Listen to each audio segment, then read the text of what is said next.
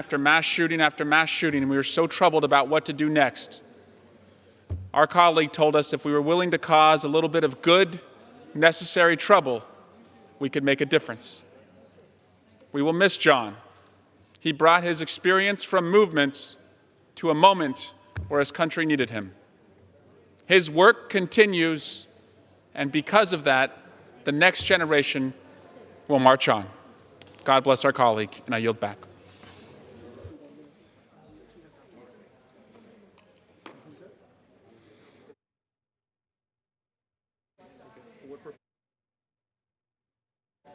Democrat? For what purpose does the gentleman from Virginia seek recognition? The gentleman is recognized.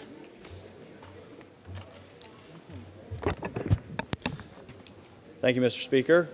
I rise today to recognize Captain Candace Bowen, who this week became the first woman to lead a Virginia National Guard infantry company. On Saturday, she took command of the Woodstock-based Bravo Company, 3rd Battalion, 116th Infantry Regiment, 116th Infantry Brigade Combat Team. After being deployed to Qatar in 2016, Captain Bowen then volunteered for an assignment in Afghanistan, where she earned a Combat Action Badge. Her superiors say that she has, quote, demonstrated the absolute ability to lead soldiers in close combat. Captain Bowen had already earned the distinction of becoming the Virginia National Guard's first female infantry officer in 2019. And when she spoke after accepting her command, Bowen encouraged other women to follow in her footsteps and join an infantry unit. In short, she said to jump in there, do it aggressively, and give it everything you've got. I wish Captain Bowen the best of luck in this new endeavor and know that those under her command in Bravo Company are in good hands. Mr. Speaker, I yield back. Can you do it?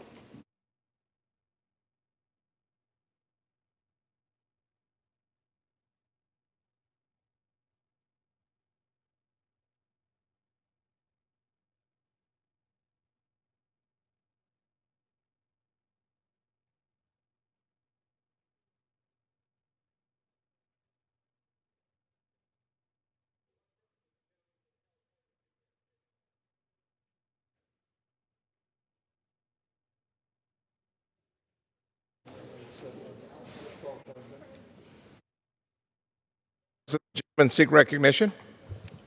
To address the chamber for 1 minute, revise and extend my remarks. Gentleman is recognized. Thank you, Mr. Speaker.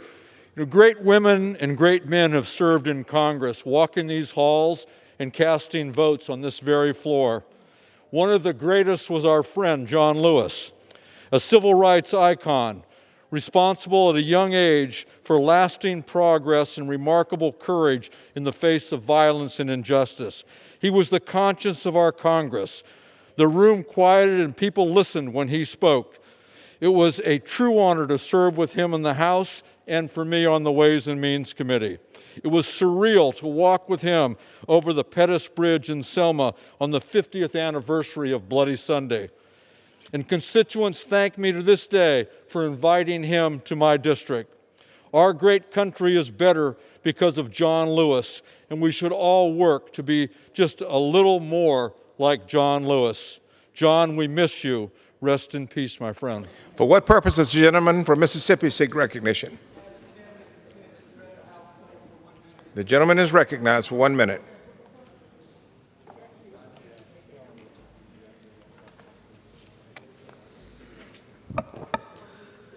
This evening, I rise to honor the life of Charles Evers, who passed away earlier today.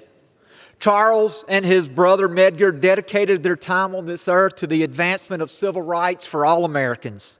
Following the tragic murder of his brother, Charles assumed Medgar's position as head of the NAACP in Mississippi to continue his efforts to expand civil rights for African Americans in the Magnolia State. In 1969, he became the first African American mayor elected in Mississippi since Reconstruction, making Mr. Evers a symbol of the civil rights that he and his brothers fought to advance. He served as an advisor and mentor to many public officials, from local governments to the President of the United States. Today, I join our Mississippi family in thankful prayer for his time on earth and that he returned to our Heavenly Father having accomplished his goal of creating a better nation for all people. Please join me in a moment of silence as we remember his service to our state and our nation. The chair advises the gentleman that a moment of silence is not in order at this time. Thank you. I yield back. For what purpose does the gentleman from Illinois seek recognition?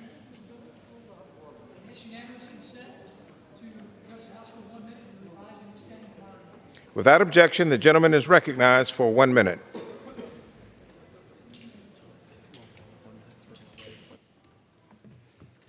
Mr. Speaker, I rise today in honor of our friend and colleague, John Lewis. John will be remembered as one of the pioneers of the civil rights movement, and his example of courage will be talked about for generations to come. John Lewis was loved on both sides of the aisle. Even when we disagreed, John never failed to be kind and professional. John loved this country and never stopped his pursuit of a perfect union for all Americans. Even in the last few weeks of his battle with cancer, John was still partaking in nonviolent activism and advocating for equal justice. When I was a freshman here in this Congress, I was touring the Smithsonian with my sons and daughter. One of my sons asked who the bleeding man in a picture was. I told him it was a photo of John Lewis during the civil rights movement, and I now have the privilege of serving with him in Congress. I am lucky to have been able to call John Lewis a colleague and a friend. His passing is a loss for American democracy and advocacy. My wife Shannon and I send our deepest condolences to John's family, friends, and staff. He will truly be missed. The House will miss John Lewis greatly. Thank you. I yield back.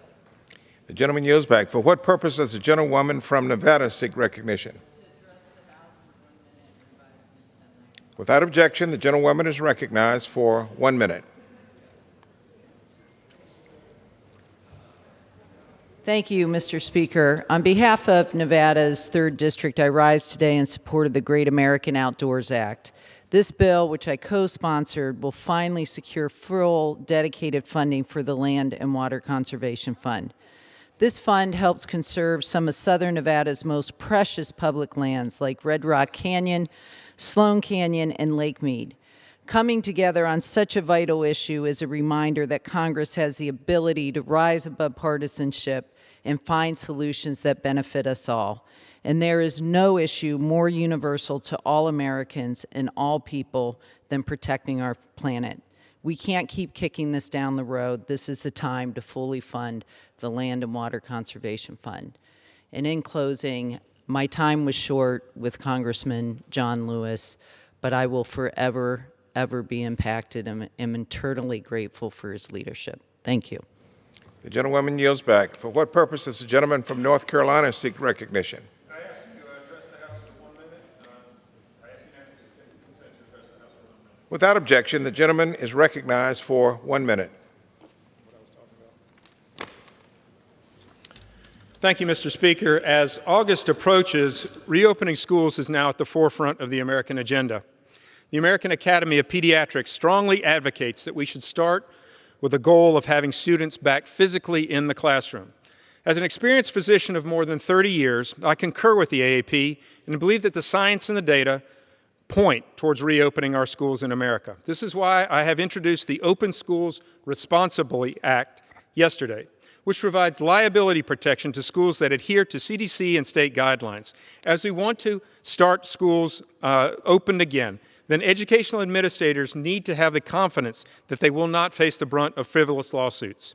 Obviously, schools that reopen without taking the proper precautions should be held accountable, and this legislation will still ensure the case. We want to protect everyone, from exceedingly low-risk students to our higher-risk older teachers. We simply cannot allow our children, especially our higher at-risk children, to fall further behind in their education. So it is Congress' duty to pass liability protection to let our kids get back to school and get back on track. I thank you, and I yield back. The gentleman yields back. For what purpose does the gentleman from California seek recognition? California.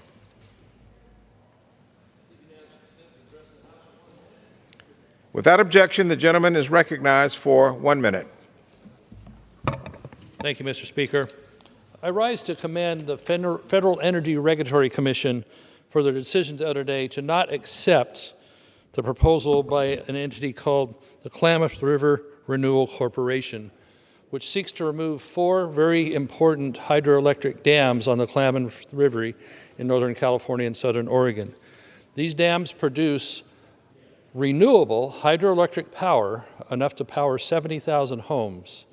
The problem with renewing them, thinking it's going to help a fish population, is that it would unleash at least 20 million cubic yards of silt with who knows what all is in there, heavy metals, etc., that would then be unleashed upon the rest of the river all the way out to the ocean. It only takes 3 years to wipe out a salmon population, and it would take much longer for this silt to dissipate in the river. So much more needs to be done to explore this situation. I advocate that we allow these dams to continue to operate and provide power to our grid that indeed is renewable and helps meet the renewable portfolio standard for California, and not just tear them out at unknown costs exceeding $450 million. I yield back. The gentleman yields back. For what purpose does the gentleman from the state of Washington seek recognition? Without objection, the gentleman is recognized for 1 minute. Thank you, Mr. Speaker. Today I rise with a heavy heart to honor the life of the distinguished congressman from Georgia's 5th District, John Lewis. Few members of this body have had such a profound impact on the fabric of our nation as John Lewis. He was a man of honor, a freedom fighter, and one of the truly great leaders of the civil rights movement. From the Edmund Pettus Bridge in Selma, Alabama, where he marched with the Reverend Dr. Martin Luther King, Jr., to demand an end of segregation, to the halls of the Congress of the United States of America, where he dutifully and faithfully served his constituents, Representative Lewis spent a lifetime showing Americans what it means to stand up for what's right, even at great personal cost. He understood something that is all too often forgotten, that the work of creating a more perfect union and the pursuit of liberty and justice for all is never finished, but it is an ongoing and often frustrating process. Nevertheless, he demonstrated both to the members of this body and to the American people the value of compassion, dedication, and civility. The world is a better place because of John, and it is an honor. It was an honor to serve alongside him in Congress. May he rest in peace. May we always honor his example. The gentleman yields back. For what purpose does the gentleman from Kentucky seek recognition? Without objection, the gentleman is recognized for 1 minute. Thank you, Mr. Speaker. I rise today to honor the life of our colleague, Congressman John Lewis. Growing up and learning about Mr. Lewis's contributions to our country, I never thought I'd one day have the honor of serving alongside him in Congress, or the honor of calling him my friend. I'll always remember the time, I think several of us had this opportunity to watch the movie Selma with him. It was amazing to watch everything I'd learned about in history class with someone who had experienced it. After the movie, as we're all kind of feeling empty in our stomachs and just the feeling from seeing the movie, I walked up to Mr. Lewis and I asked him, I said, what's it like to have your life portrayed upon the screen such as that? If you remember, the actor resembled him when he was younger. Mr. Lewis, all he said, he looked at me and he says, all I was thinking is I had a lot of hair back then. That was Mr. Lewis for you, a giant in our history, but unfailingly humble and kind. I'm grateful I had the opportunity to know him, and I will miss him dearly. I yield back. Gentleman yields back. For what purpose does the gentleman from New York seek recognition? Without objection, the gentleman is recognized for 1 minute. Thank you, Mr. Speaker. I rise today to honor the life and legacy of Congressman John Lewis. Our nation mourns his loss. An icon of the civil rights movement, John Lewis dedicated his life to fighting for equality. He was an American hero who never wavered in his pursuit to make our country a more fair and just place. During my first term in Congress, I met John Lewis when we sat near each other at the President's State of the Union address, my first time. We became friends after that and often spoke on the House floor and in his office. While we served on different sides of the aisle, he was always willing to hear and consider the perspectives of others. It was an absolute honor to serve alongside him in Congress. John will forever be remembered for his strong leadership, his commitment to peaceful action, and the tremendous sacrifices he made to enact change. I wish the family, loved ones, and all who knew and admired him peace during this difficult time. Thank you, Mr. Speaker, and I yield back. The gentleman yields back.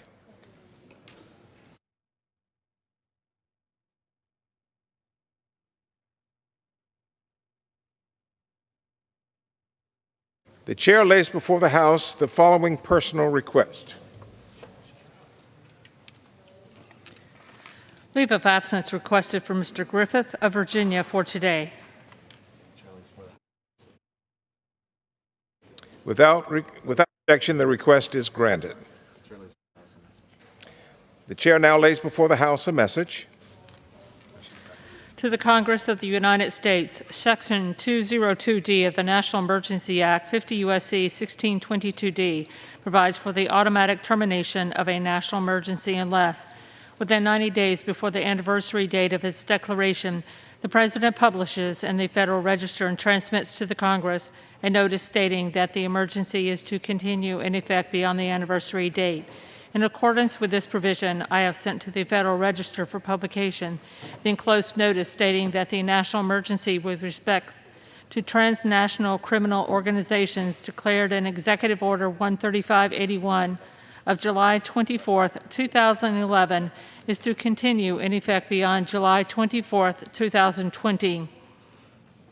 The activities of significant transnational criminal organizations have reached such scope and gravity that they threaten the stability in international political and economic systems. Such organizations are becoming increasingly sophisticated and dangerous to the United States. They are increasingly entrenched in the operations of foreign governments and the international financial system, thereby weakening democratic institutions, degrading the rule of law, and undermining economic markets. These organizations facilitate and aggravate violent civil conflicts and increasingly facilitate the activities of other dangerous persons.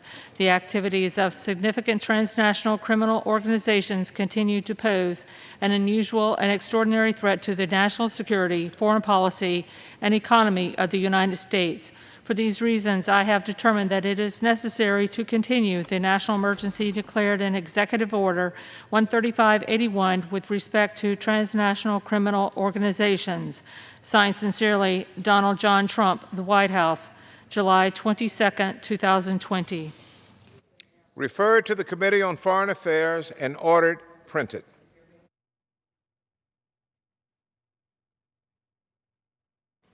Under the Speaker's announced policy of January 3, 2019, the gentlewoman from California, Ms. Bass, is recognized now for 60 minutes as a designee of the Majority Leader.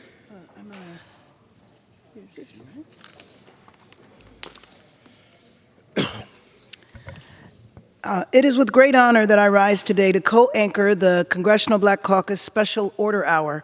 For the next 60 minutes, we have a chance to communicate to the American people our great love for an American hero, Representative John Lewis. I would like to yield to my colleague from the great state of California, the Honorable Speaker of the City of San Francisco, Representative, Madam Speaker, Nancy Pelosi.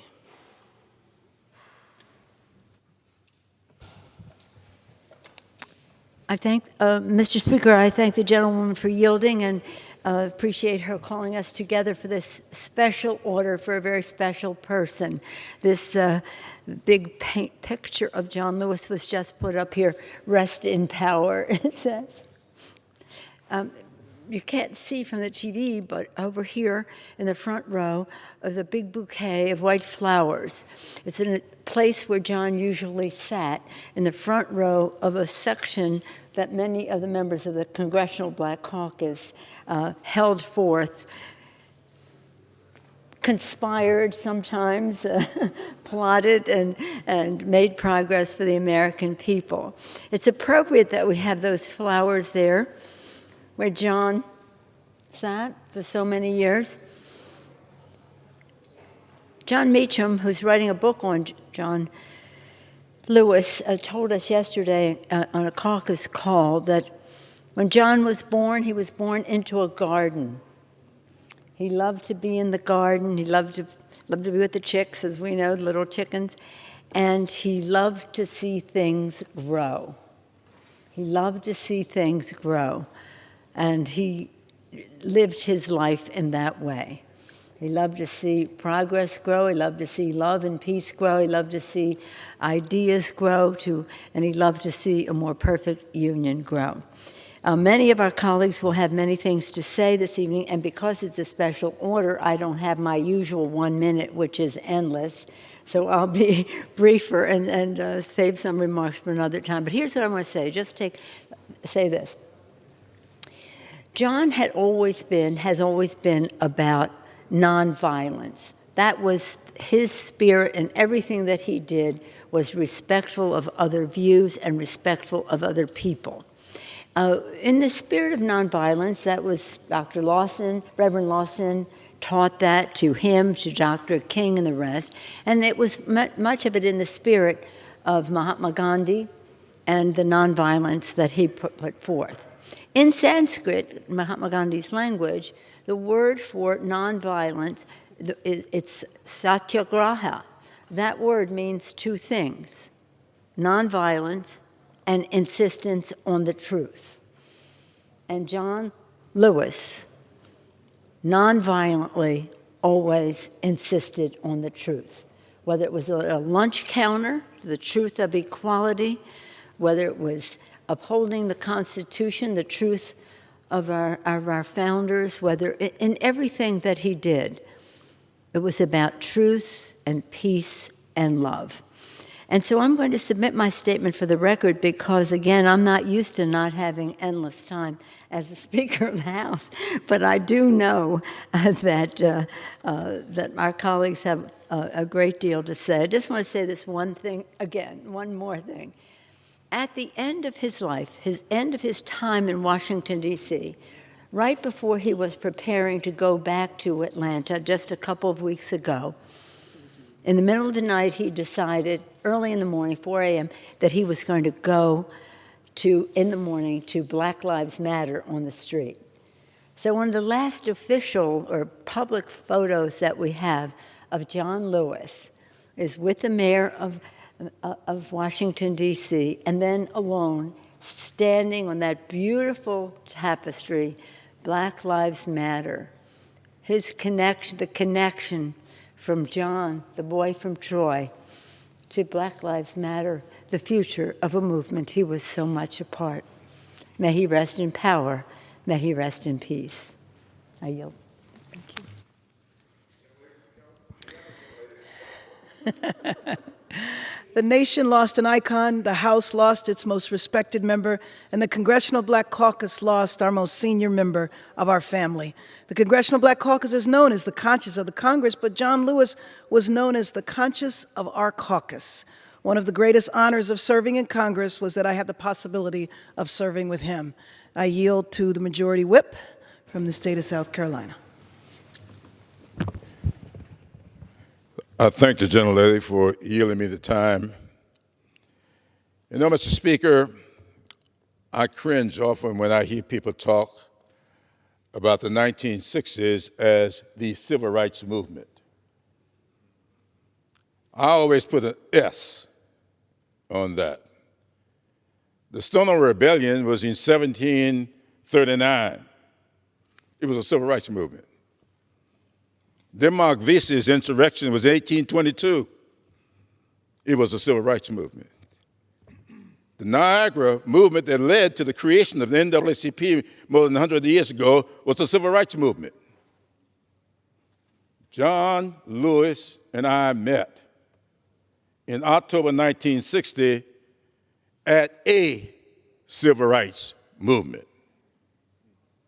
For as long as there are people held in suppression, there will always be a movement for civil rights.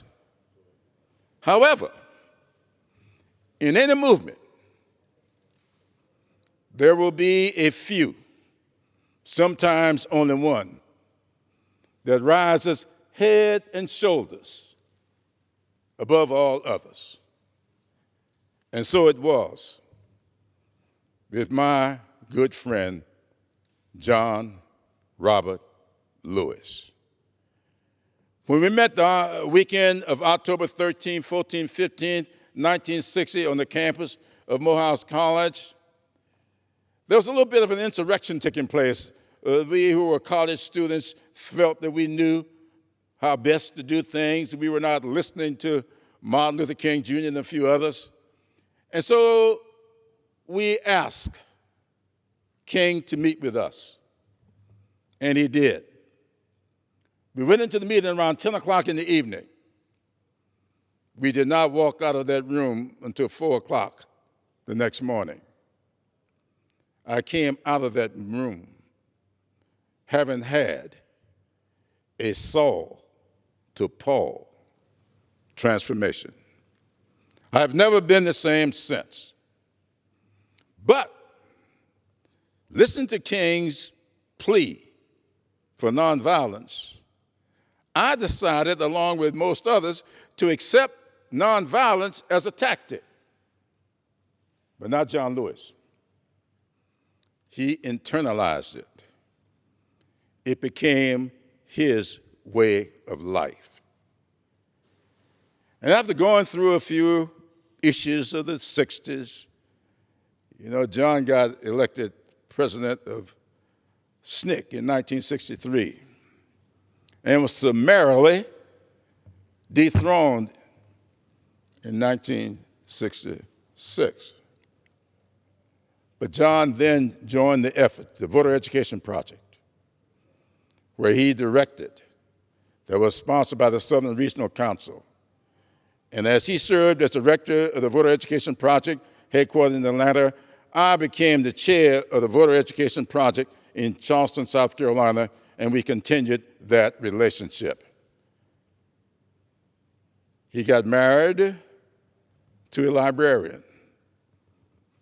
I got married to a librarian, though I did so before he did.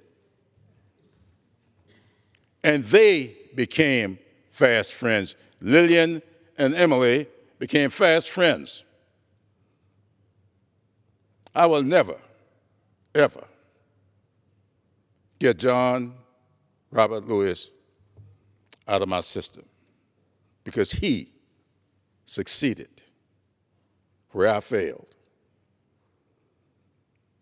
It was a tactic for me. It was a way of life for John Lewis, and I yield back. Mr. Speaker, I ask unanimous consent that all members may have 5 legislative days in which to revise and extend their remarks and include extraneous material on the subject of the special order. I now yield to, thank you. I now yield to Representative Eleanor Norton Holmes from the District of Columbia, the state of the District of Columbia.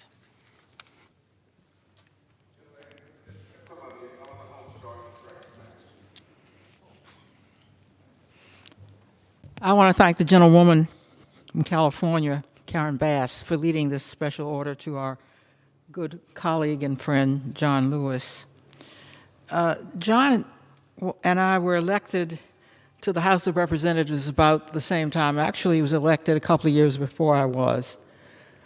But we were colleagues before either of us could have hoped to become members of Congress. We were kids together in the Student Nonviolent Coordinating Committee, the youth arm of the Southern Civil Rights Movement. The difference between John and me is I was in law school, so I went in the summer, and John was a full-time member who left school in order to join SNCC. And SNCC came out of lunch counters. Ella Baker called us all together because it was clear that the Civil Rights Movement was developing a youth arm. And Ella Baker, the great elder of the Civil Rights Movement, decided all of us should become, we really should become an organization. John was not the first head of SNCC. Marion Barry was, because he was a lot more political than John. And he's remembered today more for his politics than for his civil rights acumen. When John was elected chair of SNCC, there was nothing political about it. His qualification was not that he was the strongest or the most articulate or whatever you want to call it. His strongest qualification was that he was the bravest, pure and simple. It is almost impossible to describe the risks John took in the more than 40 times he was arrested. Because today we're so used to civil disobedience. People right now are lying down on Pennsylvania Avenue after the George Floyd killing. So we're used to that. So I really want to call to your attention what it meant when John led young people to be arrested. Everybody has seen the film of his being knocked down as he marched in the front of the line. He had a concussion as a result of that. He never knew, as he led these marches, whether he would come out alive. Let me tell you about these marches when SNCC would kneel down and assume other nonviolent postures. On the other side, we're not demonstrators. On the other side were not other people who were confronting us nonviolently. On the other side were the police leading white mobs. I must tell you, they were befuddled, though, by the tactics of SNCC and the civil rights movement. Because when you kneel down and are nonviolent, they didn't quite know what to do with you or about you. John, of course, will always be remembered as a member of the House of Representatives. But as I close, I must say it will be difficult even for John to have done more in the House than he did in the civil rights movement, to do more in Congress than he did for his country. I thank the gentlewoman for yielding. His legacy to our country is that he devoted his life to fighting for justice and being a moral compass to our nation. I'd like to yield to Representative Bobby Scott from the great state of Virginia.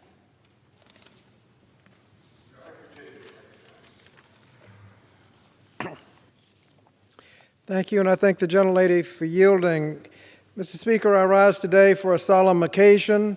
Tonight we honor our friend, brother, colleague, the conscience of the Congress, a true American icon, Congressman John Lewis. Words cannot convey the loss to this body as well as to the nation, but very few can claim to have altered the course of American history the way that John did. He was a guiding light to all of us and was a leader trying to make America a more perfect union. His steadfast moral leadership will be deeply missed, particularly at this complex time in our history. Those of us here today are standing on his shoulders.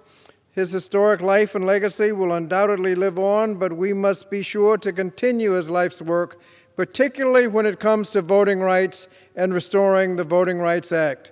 We must make some good trouble to honor his enormous legacy. Thank you, Mr. Speaker. I yield back. Congressman John Lewis spent his life fighting racism and injustice wherever he confronted it, from boycotts, sit-ins, and other protests in the streets to championing bold, progressive policies in Congress, including the Voting Rights Act. I now yield 1 minute to the Representative Sheila Jackson Lee from Texas.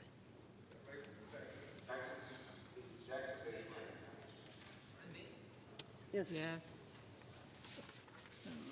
We need to tell them who's next. You might want to. Yeah. Oh.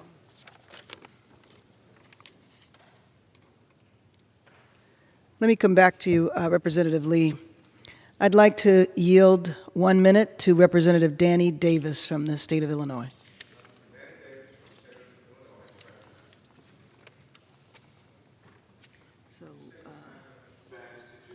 1 minute. Everyone has 1 minute. I want to thank the gentlelady.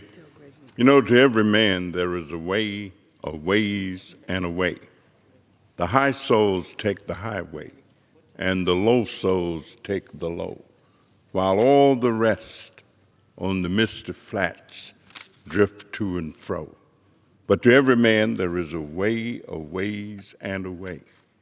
And each man decideth which way his soul shall go. John Lewis always took the high road, always giving of himself in such a way that you knew that he was gracious and kind. John had faith. Like John, I grew up in rural America, went to a one-room school, never had a new school book, but John had the faith of a mustard seed and said, if you want to move a mountain, just say to the mountain, be moved. And if it wouldn't, then you get you some dynamite, nitroglycerin, TNT, and blow that sucker down. That was John Lewis. May he rest in peace. Now that he's no longer with us, we have to live up to his legacy and protect the right to vote for all Americans. As we continue to face challenges due to the coronavirus and issues of systemic racism, we must protect our democracy and elections, even in the midst of adversity. I now yield to Representative Sheila Jackson Lee from Texas.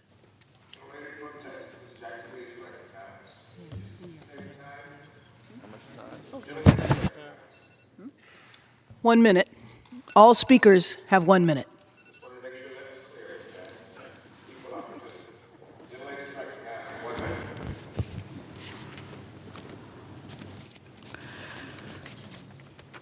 We are all heartbroken. We all are speechless. We all are committed to John Robert Lewis's beloved community. Each of us have been touched without ceasing for the spirit he led us in acknowledging, even in anger, that there was the beloved community. He loved his wife and his family and his extended brothers and sisters all the way from Alabama to Georgia. And I'm reminded of his ability to love Dr. Martin Luther King. It is the testament of a man that is able to extend love and not to show envy, but to learn and to seek knowledge. John did that, which allowed him to carry that all the way to the fights of today. John Robert Lewis, Dr. King said, "Are you the boy from Troy?" He loved to tell that story. He loved to tell that he preached to the chickens, but his voices were heard by kings and queens. John Robert Lewis, a saint walking on earth. I'm reminded of our days in front of the South African embassy, arrested against genocide or fighting against the children in cages. John never stopped his fight. And so I come today to honor him in this brief moment that we have, to be able to say, isn't it good that a saintly man walked on this earth and reminded us of the beloved community. I am very glad to say that I knew, and the world knows, John Robert Lewis, the boy from Troy. With that, I yield back. Yes, I now yield 1 minute to Representative Gregory Meeks from New York.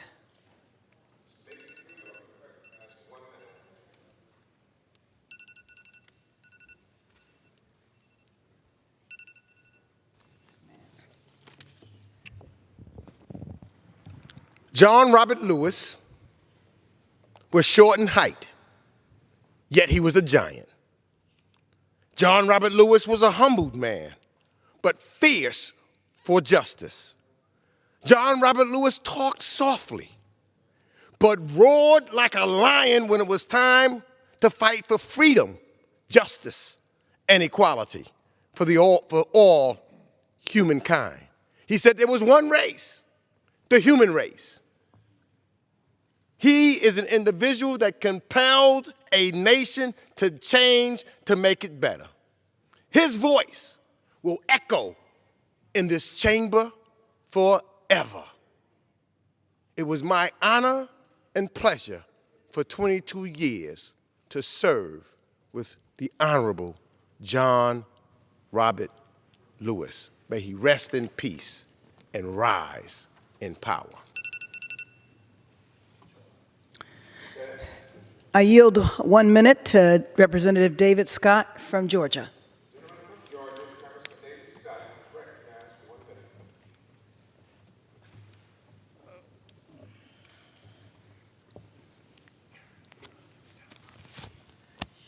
Thank you very much.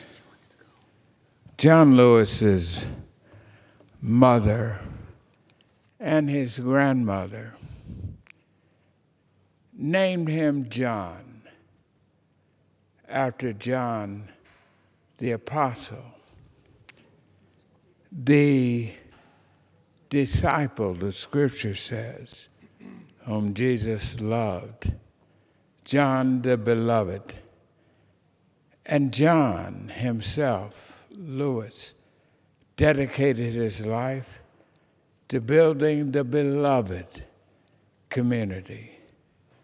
And one more thing, John Lewis, being named after John, Jesus' apostle, it must be noted that the Apostle John was the youngest of the disciples. John Lewis was the youngest of our civil rights leaders who spoke at the momentous March on Washington. God bless John Lewis, and we thank God for sending him our way. I yield 1 minute to Al Green, Representative Al Green from Texas.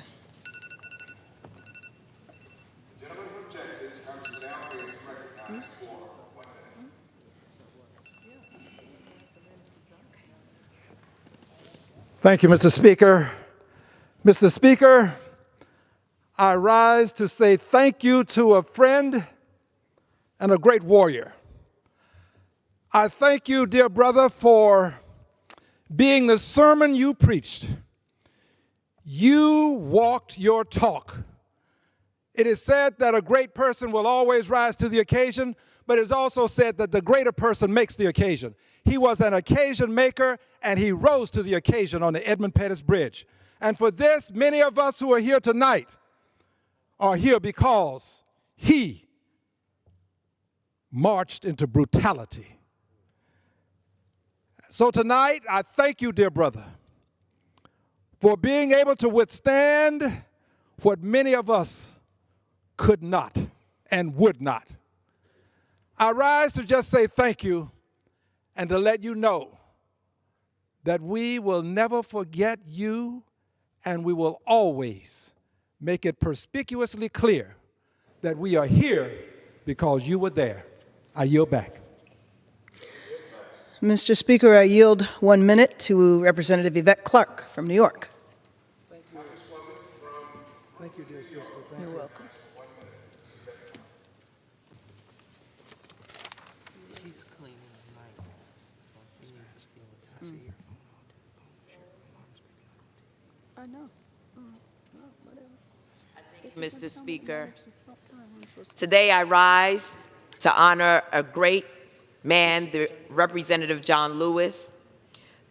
This past Friday, July 17th, our country lost one of its greatest heroes, a true patriot who literally put his life on the line in the pursuit of justice and fairness in our society. The Honorable John Lewis was a penultimate hero who embodied the struggle for human rights and dignity. He was a fierce civil rights warrior who refused to abide with the Jim Crow laws of the South. He embodied what it means to be a public servant, putting his life on the line and the people above his own self-interest. I'm so honored and privileged to have served with John Robert Lewis. John Robert Lewis, who was a dancer, a man who loved to have fun, but was convicted for the right to vote, convicted as an activist for civil rights and civil liberties. And I will forever hold dear the moment that we landed in Ghana together, invited by the president of Ghana for the right to return, and to see the wonderment in his eyes of visiting a space where it all began for all of us 401 years ago. May he rest in peace and rise in power. The Honorable John Lewis will never be forgotten. We all hold on to his legacy. To honor Mr. Lewis, the first thing we need to do is to pass legislation restoring the Voting Rights Act and get it signed. We know the credibility of our elections has already shown early signs of concern during several state primaries, and voter suppression cases, coupled with the fact that people are going to have to vote in dangerous conditions, cannot be ignored. I know that if Mr. Lewis were still with us, he would be leading that fight. Mr. Speaker, I yield 1 minute to Representative Hank Johnson from Georgia. I thank the Speaker and I thank the gentlelady from California. Mr. Speaker, much has been said about my friend, teacher, and mentor, John Lewis.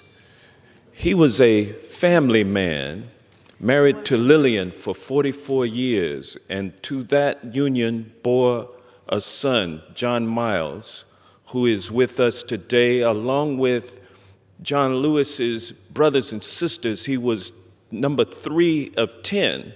So he's got a large, extended family, and that family entrusted John to the world. And for 33 years, he was our colleague. For 14 years, he was mine. I just want to say to the family that we here in Congress feel your pain. We appreciate your sacrifice in allowing John to do what he did for the world and for Congress. I want you to know that we stand with you, we feel your pain, and we will never forget your dear brother, uncle, cousin, whoever he was to you. We will never forget him. We know that he loved you. He would depart this place to go to the family reunion during the summer down in Alabama, where the family still owned hundreds of acres of land that they farmed even when his 2 sharecropping parents gave birth to John. And so he was a family man. Thank you, family, for entrusting him to us. And with that, I yield back. Being managed by Congressman Sanford Bishop of Georgia. Mr. Bishop. Thank you, Mr. Speaker. We're here today to honor Congressman John Robert Lewis, our hero, our colleague, our brother, our friend.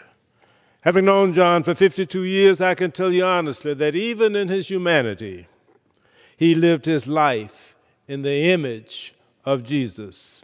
John was a voice for the voiceless, for African Americans, for women, for LGBTQ people, for the least and the left out, for anyone mistreated by society. His unwavering sense of right and wrong was a North Star for this nation, which is why we called him the conscience of the Congress. People as good as John don't come our way very often. Despite all the accolades and recognition he received, John remained humble, unfailingly kind, and always sure of the capacity of people to be better despite their past transgressions. Where would America be today if it were not for John Lewis? Without his activism, without his courage, without his perseverance for voting rights, I doubt if I'd be here today. Thank you, John, for your lifetime of advocacy, for sacrifice, for friendship and counsel.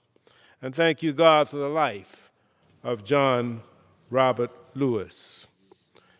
At this time, I am delighted to yield to the gentleman from Indiana, Mr. Andre Carson. Thank you.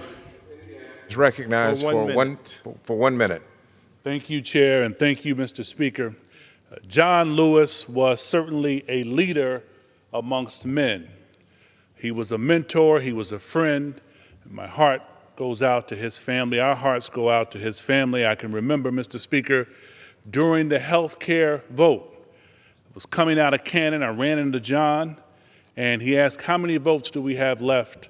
Or how much time do we have left? I said, I think we'll make it. We crossed the street along with his chief, Michael, and there were thousands of people yelling, kill the bill, kill the bill, kill the bill. And that wasn't it. They were yelling expletives, racial expletives, at the three of us. And John looked at me and said, Brother Andre, this reminds me of a darker time, brother. John became a mentor. We'd call him up and he'd speak to the Muslim community. We'd call him up and he'd speak to the folks in Indiana who were there when it was announced that Dr. King had passed, because he was in Indianapolis at the time. He was a true servant, Mr. Speaker. Jesus was mentioned. John was like Jesus. I'm reminded of a scripture when Jesus was having a conversation with his disciples about this notion of leadership. And Jesus looked at his disciples and said, he who wishes to be chief amongst you shall first be your servant. John was a servant. He wasn't the kind of leader that looked at the protesters today and said, what you're going through is nothing compared to what we went through. He stood in solidarity with those young folks and embraced those young folks like a real leader. And John is an example to all of us what true public servants should be. We love you, John. God bless. Mr. Bishop, you're recognized. We make our living by what we get. We make a life by what we give. John Lewis certainly made a life. I'm pleased to yield to the gentlelady from California, Ms. Maxine Waters.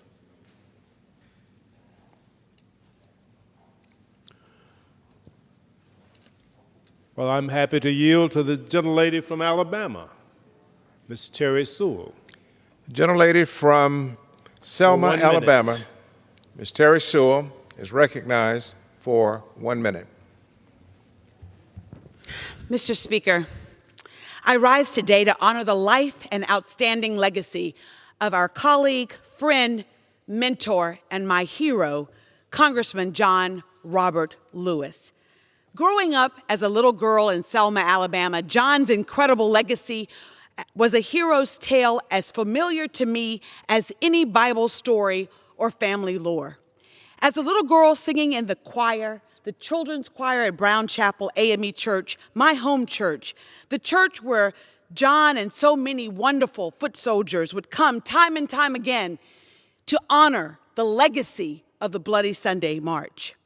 But to know John was to know a man without ego, who despite his well-deserved accolades and successes, loved every person he met. He looked them in the eye. Can't you hear him? My brother, my sister, he would say. John loved this country more than any person that I met, and it was his deep-seated patriotism that will live on.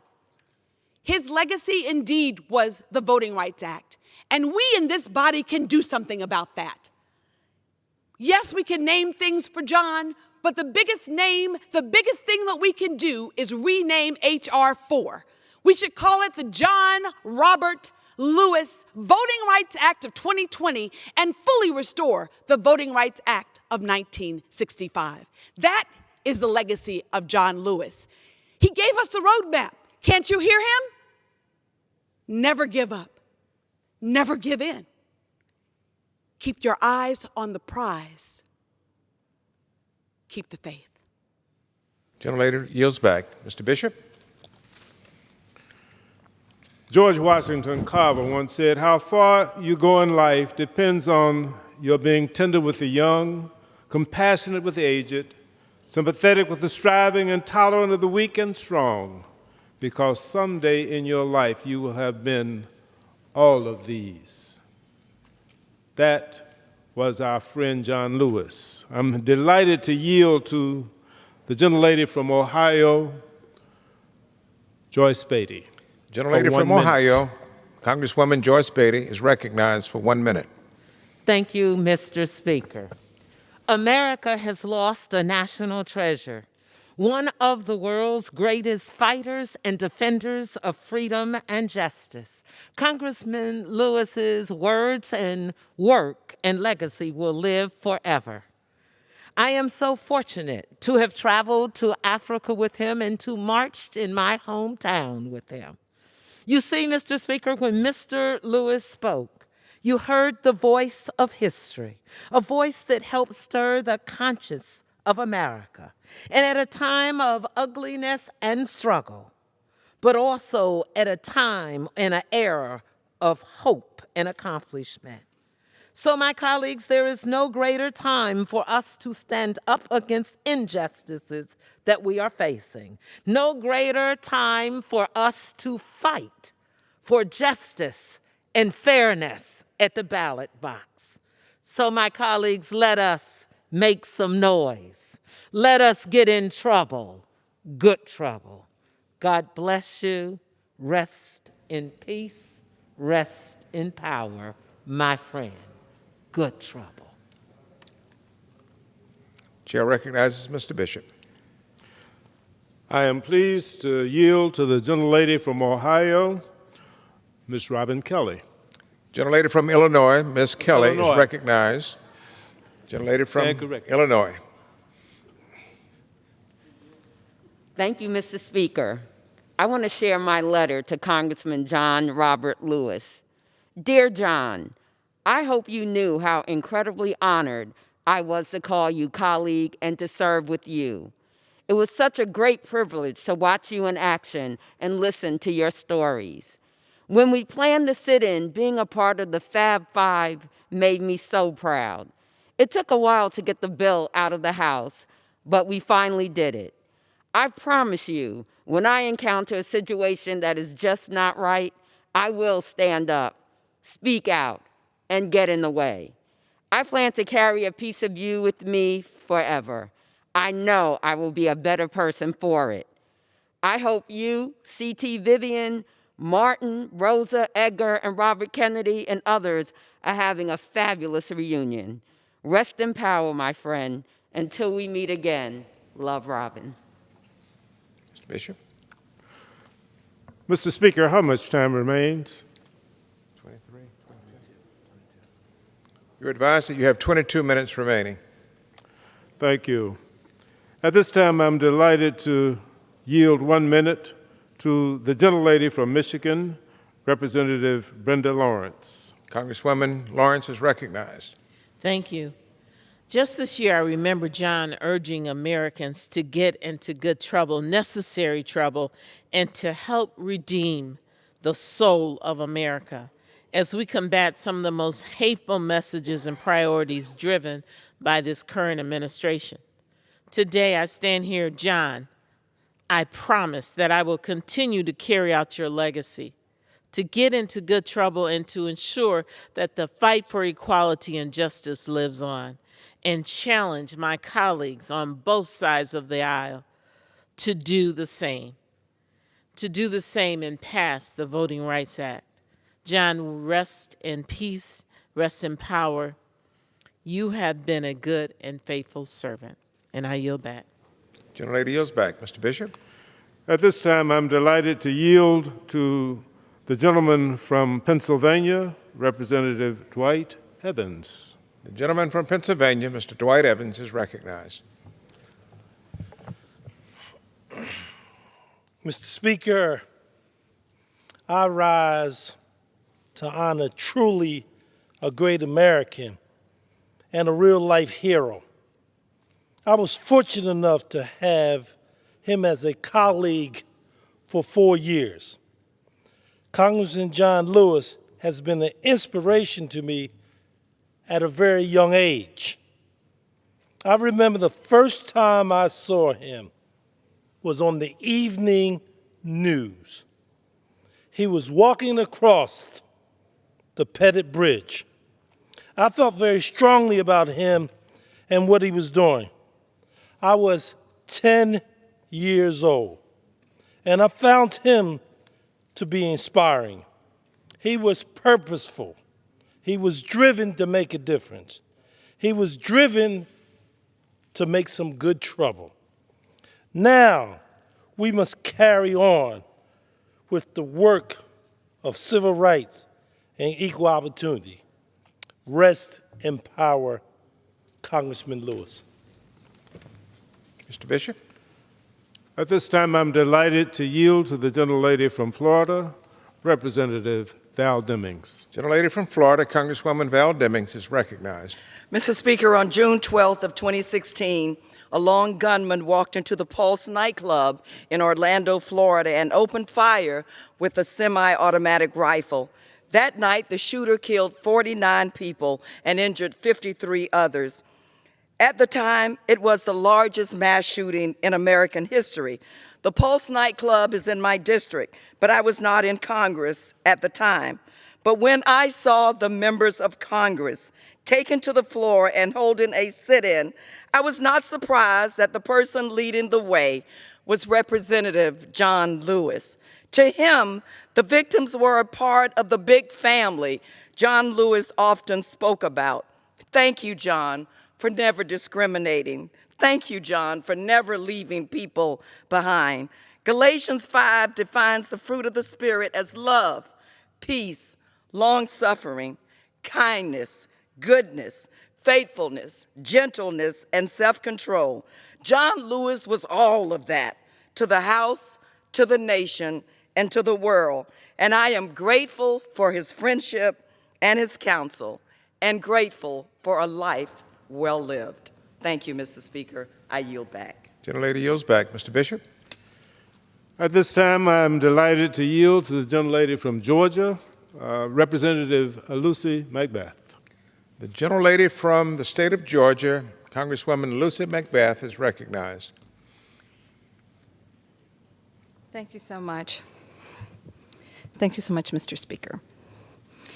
Tonight, we stand in this great chamber and mourn our friend, a civil rights icon, and the conscience of Congress. John Lewis towered over his era, and his loss is deeply felt across this country and across the globe. From marching for freedom in Montgomery to being beaten and bloodied on a bridge in Selma, John's life showed us all the fundamental need for good, necessary trouble. As John would often say, we have a moral obligation, a mission, and a mandate to do what we can to make our country and our world a better place, and to help usher in a loving community where no one is left out or left behind. His words and his life ring through eternity. We will honor John's legacy with an unshakable determination to fight for what is right and what is just. He served the nation in love. Rest in peace, my friend. We love you. I love you. Thank you, and I yield back the balance of my time. Gentlelady yields back. May I request the amount of time remaining? The gentleman has 15 minutes remaining. At this time, I'm delighted to yield to the gentleman from Maryland, Mr. Kwaisi Mfume. The gentleman from Maryland, Mr. Kwaisi Mfume, is recognized. Thank you, Mr. Speaker. As we've been hearing and will continue to hear, the passing of John Lewis represents a loss for America of one of her greatest heroes, and for many of us, a dear and old friend. John and I were sworn in together in this chamber 33 years ago as classmates in the 100th Congress. There were only 4 African Americans elected to Congress that year: he, myself, Floyd Flake of New York, and Mike Espy of Mississippi. And we huddled with John here on the floor, and he made all of us hug each other, and he said, "We got here in different ways, but we are one band of brothers now." The passion and the equality that he carried with him throughout his life, as we know, never waned, and his untiring quest for justice never faltered. With a big heart for compassion, John, like his mentor, Dr. Martin Luther King Jr., was unawed by opinion, unseduced by flattery, and undismayed by disaster. Birthed in an era of Jim Crow and vile and vicious segregation, he defied the limitedness of others' expectations. John knew that politics changed people, so he set out early to change politics. Everything about him pointed to the fact that he was emblematic of that great band of freedom fighters who realized that freedom wasn't free. And so in this era where everyone seems to be searching for the next big thing or the next great thing, isn't it odd, Mr. Speaker, that the greatness of John Lewis was with us all along? We needed only to look as far as the latest movement for social change to find it. We are sad today, but heaven is rejoicing, and John has claimed his final reward. I yield back the balance of my time. Thank you, sir. The gentleman yields back. It has been said that service is the rent we pay for the space we occupy on this earth. John Lewis paid his rent, and he paid it well. And at this time, I'm delighted to yield to the gentleman from Texas, Representative Will Hurd. The gentleman from the 23rd District of Texas, Congressman Will Hurd, is recognized. A freedom rider, unshaken by threats and violence. A leader in the struggle for voting rights who kept fighting even after a broken skull. A courageous American undeterred by more than 40 arrests after standing up for what's right. John Lewis spent his life fighting injustice and racism. If it weren't for the bravery of John and men and women like him, many of us wouldn't be in this chamber today. And as a black man, I'm not sure I would have had the same rights as my fellow countrymen. John shaped this country in immeasurable ways. He never sat by when he saw injustice. He never stopped fighting. And at a time when America is so divided, we should look at John's courage for inspiration. We should look at John's bravery for imitation. And we should look at John's words and follow them. I lost a mentor. John's family lost a father, son, brother, and husband. Our country lost an American hero. Rest in peace, my brother. The gentleman yields back. Mr. Bishop? I'm delighted to yield at this time to the gentlelady from California, Representative Barbara Lee. The gentlelady from California, Congresswoman Barbara Lee, is now recognized. Thank you, Mr. Speaker. What a void we feel tonight. I rise to honor the life and legacy of a great warrior for peace and justice, a kind and gentle human being, the conscience of the Congress, Congressman John Lewis. Now, as a giant of, and as our whip indicated, a civil rights movement, John's leadership and his courage continued as an extraordinary congressional leader. Every year I joined John on his annual pilgrimage to Selma, Montgomery, and Birmingham, Alabama. I brought young people from the Martin Luther King Freedom Center in my district and my grandchildren each year to learn about and give thanks to the foot soldiers of the civil rights movement. John always took time to meet with these young people, even this year with his failing health. He pulled them aside, he met with them. He always wanted, and he did, inspire them to take that baton and to run the next lap of the race for justice and equality. And yes, like with so many, he blessed my community by coming to my district to continue these efforts with my young people. Last year, Speaker Pelosi and Chairwoman Bass led a delegation to Ghana, West Africa, to observe the 400th anniversary of the first enslaved Africans brought to America. John said, that Ghana was one of the most moving trips of his life. And he said, and I quote, "To see and behold the inhumanity during another period of our history," he said, "it tells each and every one of us never to let this evil happen again."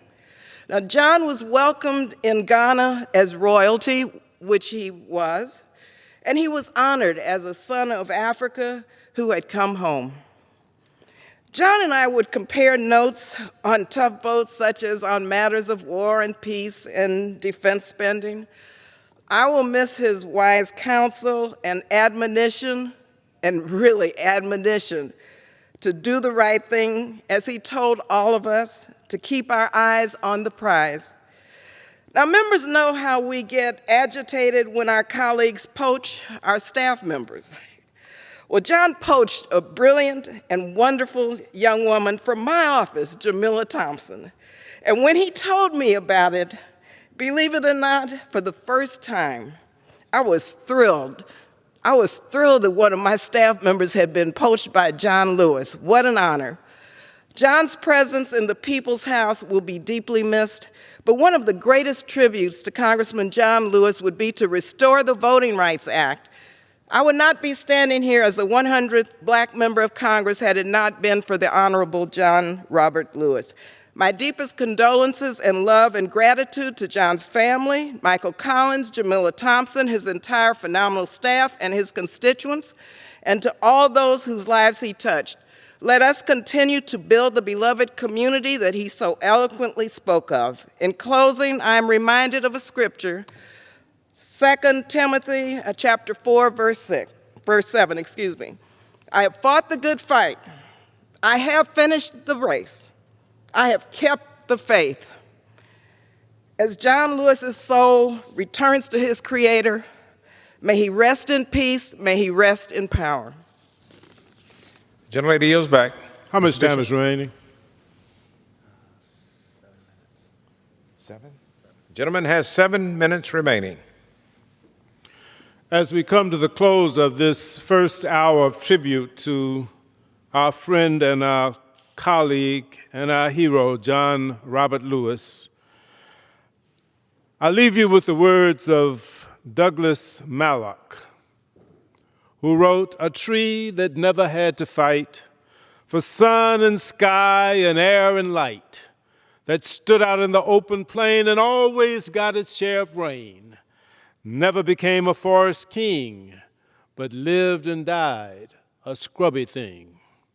A man who never had to toil by hand or mind in life's turmoil, who never had to earn his share of sun and sky and light and air, never became a manly man, but lived and died as he began.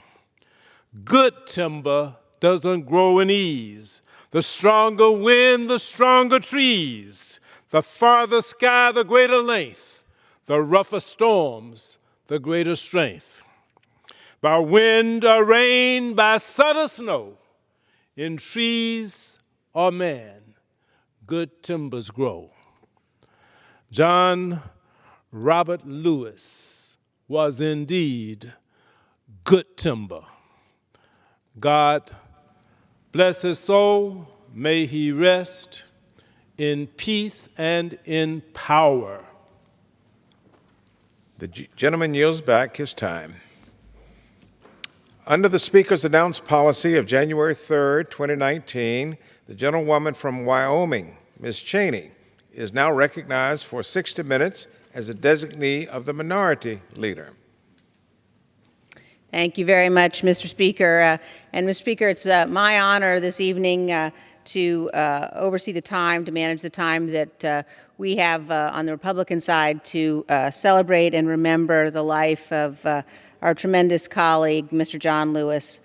Mr. Speaker, I was very moved having the opportunity to watch my colleagues on the other side of the aisle discuss and describe the impact that Congressman Lewis had on their lives, on all of our lives, and on this chamber. And I'm struck by the fact that as we gather tonight in this chamber, we rise not as representatives of two different political parties, but we rise as representatives, elected representatives of this great nation, and a nation that's mourning the loss of a great American and an honored colleague. As a man, John Lewis, who dedicated his life to service and to the fight for justice and freedom. John Lewis taught us, quote, "Nothing can stop the power of a committed and determined people to make a difference in our society." Why? Because human beings are the most dynamic link to the divine on this planet. John Lewis understood that one man or woman can make a difference. Indeed, that it is only the determined and principled action of committed men and women that brings change. He knew the blessings of this nation, and he knew what it took to secure those blessings for all Americans. He knew that the fight was unfinished. Mr. Speaker, the day that I was sworn into this body for the first time, I was standing just outside these doors in the Speaker's lobby. I had just arrived with my dad, who joined me on the floor that day. By chance, as we were coming in, we met John Lewis standing in the lobby. And the three of us had the chance before the ceremony to spend some time together. The two of them didn't agree on much, but they did agree on certain critical things. They agreed on the exceptional nature of this country, on the magnificence of this, the people's house, and on the incalculable blessings of freedom. And I am blessed by the memory of that day, and I am blessed that at that moment when I was about to be sworn into this house, I was able to spend time with those two men. Writing of his experiences fighting for civil rights, John Lewis said this, quote, "Freedom is not a state, it is an act. It is not some enchanted garden perched high on a distant plateau where we can finally sit down and rest. Freedom is the continuous action we all must take, and each generation must do its part to create an even more fair and more just society." Great men and women like John Lewis in every generation have known this, that we all have an obligation to defend our freedom, to fight for it, to do our part, to be worthy of the sacrifices of those who have gone before. One of the greatest gifts we can give to young people today is to teach them that lesson, to teach them our history, convey to them the duty, the obligation, and the incredible blessing of being an American, and of working to make sure that we pass this nation to our children and our grandchildren more perfect than it is today. Our colleague, Congressman John Lewis, dedicated his life to that ideal. His memory will be a blessing and an example to us all, our colleagues, his colleagues here in the House, to his family, to his constituents, and to his fellow Americans. God bless John Lewis, and God bless the United States of America. Thank you very much, Mr. Speaker. And with that, I will yield to the gentleman from North Carolina, Mr. Walker. The gentleman from North Carolina, Mr. Mark Walker, is recognized. Thank you, Madam Chair. We're honored to participate in this special order, and we will look forward to hearing from our speakers in honoring the great John Lewis. And tonight we would like to begin with Mr. Steny Hoyer. Is he yield time to him? All right. We will skip over that right quick, and then okay, well then we'll start with some opening comments, and then we'll wait when he shows up there. Gentleman is recognized. Thank you, Mr. Speaker. Over this past weekend, America not only lost a civil rights icon, but also a loving father, a loving husband, a caring friend to this entire House body, Congressman John Lewis. Mr. Lewis's courage and strength in the face of oppression is unmatched. His contributions to America's soul is paramount to the progress that we have made in our histories. His experience on Bloody Sunday left him battered, covered in blood, and on the side of the road in Selma, Alabama. Yet he carried on with his unifying message for America. Many years ago, John Lewis crossed the monumental Edmund Pettus Bridge fighting for freedom and a path towards achieving what our founding fathers had pledged but fell short to uphold. I was extremely honored to have the opportunity 54 years later to walk across this very bridge in Selma, and we all honored the brave steps he led, rallying an entire nation. The fact that I was asked to give the closing remarks at Dexter Avenue King Memorial Baptist Church in Montgomery is something, frankly, that I'll always treasure. John Lewis' protest inspired our nation to not only do better, but to reflect on all of our actions. Through his grace and humility, he made monumental progress. He liked to refer to these acts as good trouble. While we don't share many of the same political opinions, there was never a doubt in my mind that Congressman John Lewis lived his entire life fighting for our country and the American people. He gave us all hope, hope that we could get over this partisan divide, hope that we could get over the divisions of the past to paint a brighter future. May we never lose his spirit and forever honor his legacy by never letting the forces of division, hatred, and evil tear down those bridges that so many of us have sacrificed to divide. And with that, I yield to our whip, Congressman Steve Scalise. The gentleman from Louisiana, the Republican whip, is recognized. Thank you, Mr. Speaker. I thank my friend and colleague from North Carolina for yielding, and join with my colleagues, both Republican and Democrat, who mourn the loss of John Lewis. You know, we have so many honors to be able to serve in a job like this, where we get to represent the peopleless nation, especially here in the People's House, where you truly do bring in all of the different elements of what makes America great into one body, with people who represent every different type of background and every different kind of community, the kinds of people that we get to serve with, and there are giants among the people that we have the honor of serving with. John Lewis was at the top of that list. And you knew it when you served with him. I remember telling colleagues years ago that while we have our differences, it's really important to go get to know, especially some of the legends, the giants that we serve with in this body. I remember talking about two members in particular. It was John Lewis and Sam Johnson.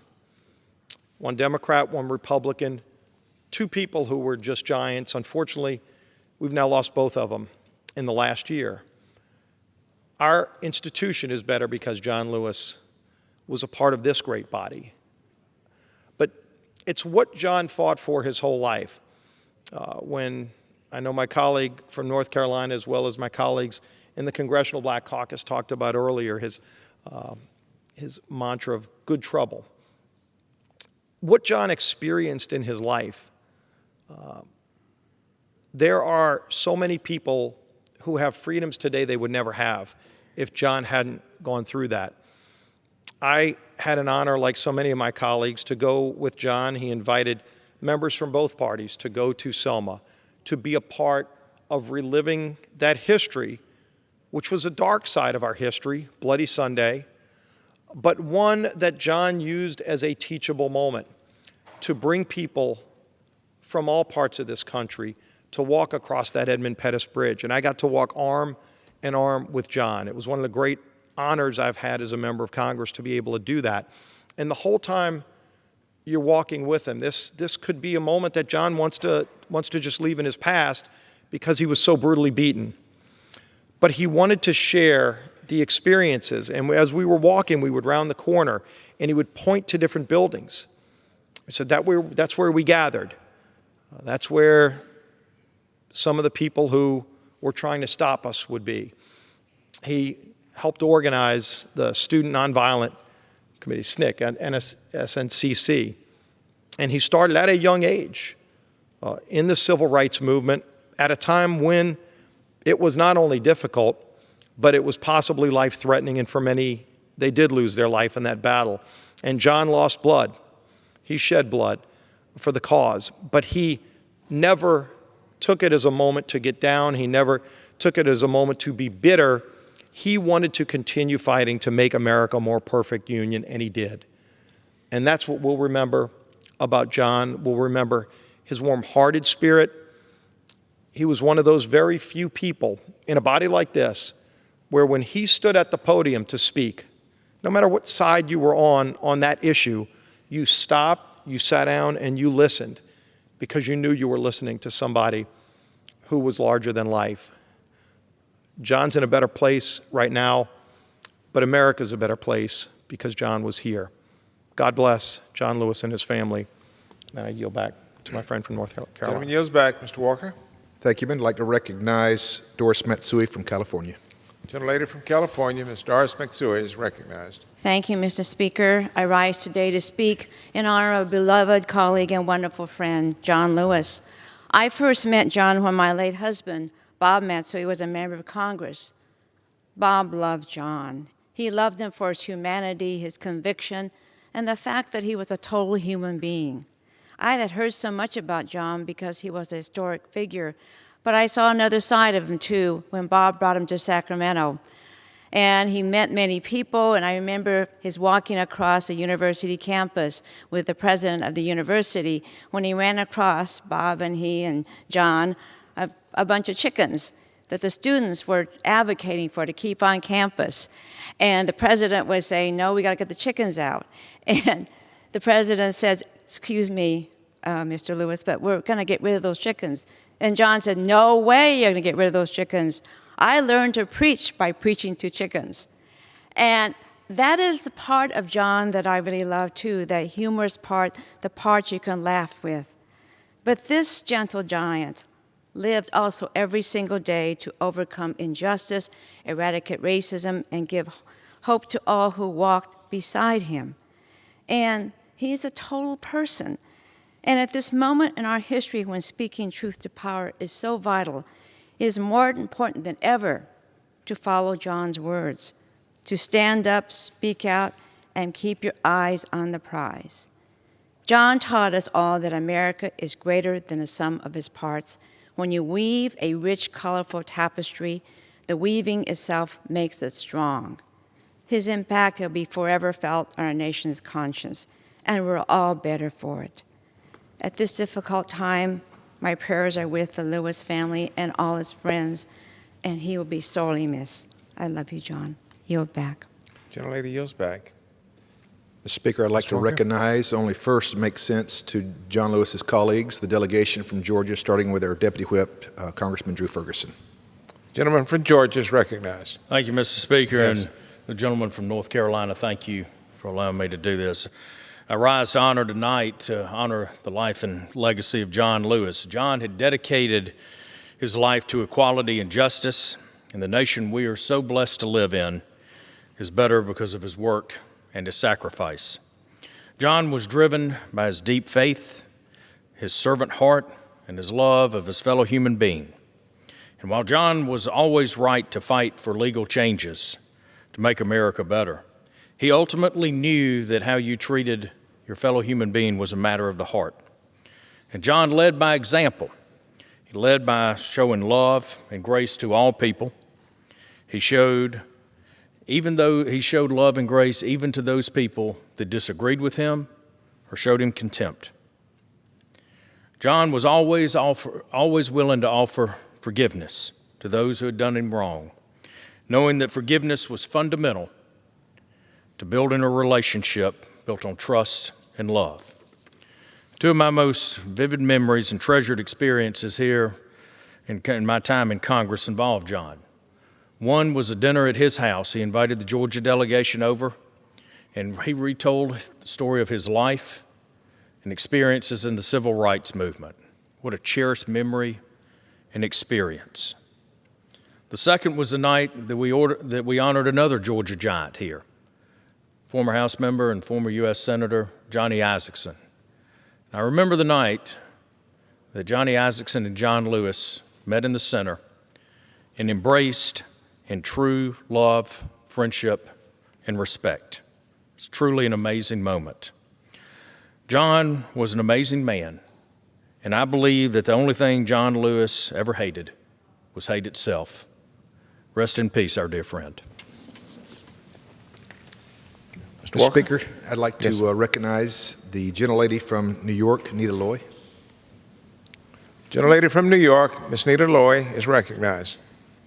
Mr. Speaker, I rise to honor the memory of Congressman John Lewis, an American hero, a dear friend. He taught us what patriotism is, that to love our country is to acknowledge and work to repair its imperfections. Congressman Lewis endured angry mobs, death threats, so much violence with endurance, persistence, and even warmth and optimism. Surely we can honor his remarkable life by coming together to reauthorize the Voting Rights Act, to ensure our laws reflect that Black lives matter. advocating for the nation's marginalized throughout his life, acting as the conscience of Congress during his 34 years of service. He inspired generations of Americans to get in good trouble. I remember sitting on the floor with John. Rather than sitting on the chair, we were proving our point and all sitting on the floor. He has taught us so much with his sweet, sweet manner, but the strength of his conviction. We must honor Congressman Lewis's legacy by striving to achieve the equitable and just society for all that he fought so hard to attain, in the words of John himself. If not us, then who? If not now, then when? Dear, sweet, kind John, we will miss you. We love you. May you rest in peace. Mr. Speaker, I'd like to recognize the gentleman from Georgia, Representative Austin Scott. The gentleman from Georgia, Mr. Scott, is recognized. Thank you, Mr. Speaker. And I'd like to thank the gentleman from North Carolina for a few minutes to speak about my friend and colleague, Congressman John Lewis, and a man that I loved, and I will miss dearly him saying, I love you too, brother. There's no telling how many times John Lewis told the people of this house, I love you too, brother. And he looked at everybody, no matter who you were, as a brother. And I selfishly thought about how much I was going to miss him, and seeing him and Michael Collins on a Delta ready to fly up here. And I always got a kick out of the fact that people from my district would sit down next to me and say, did you see John Lewis on the plane? And by the way, what do you do? And that was just the way people loved John Lewis. There's not a person walking in this country today that didn't benefit from John Lewis and what he did for mankind. And I would venture to say that the majority of the people in the world benefited from his love and what he did. So I thought about a few passages. We've talked about him preaching to the chickens, and maybe we're the chickens that he was preaching to his whole life. But I remembered in the Beatitudes, blessed are the peacemakers, for they shall be called the children of God.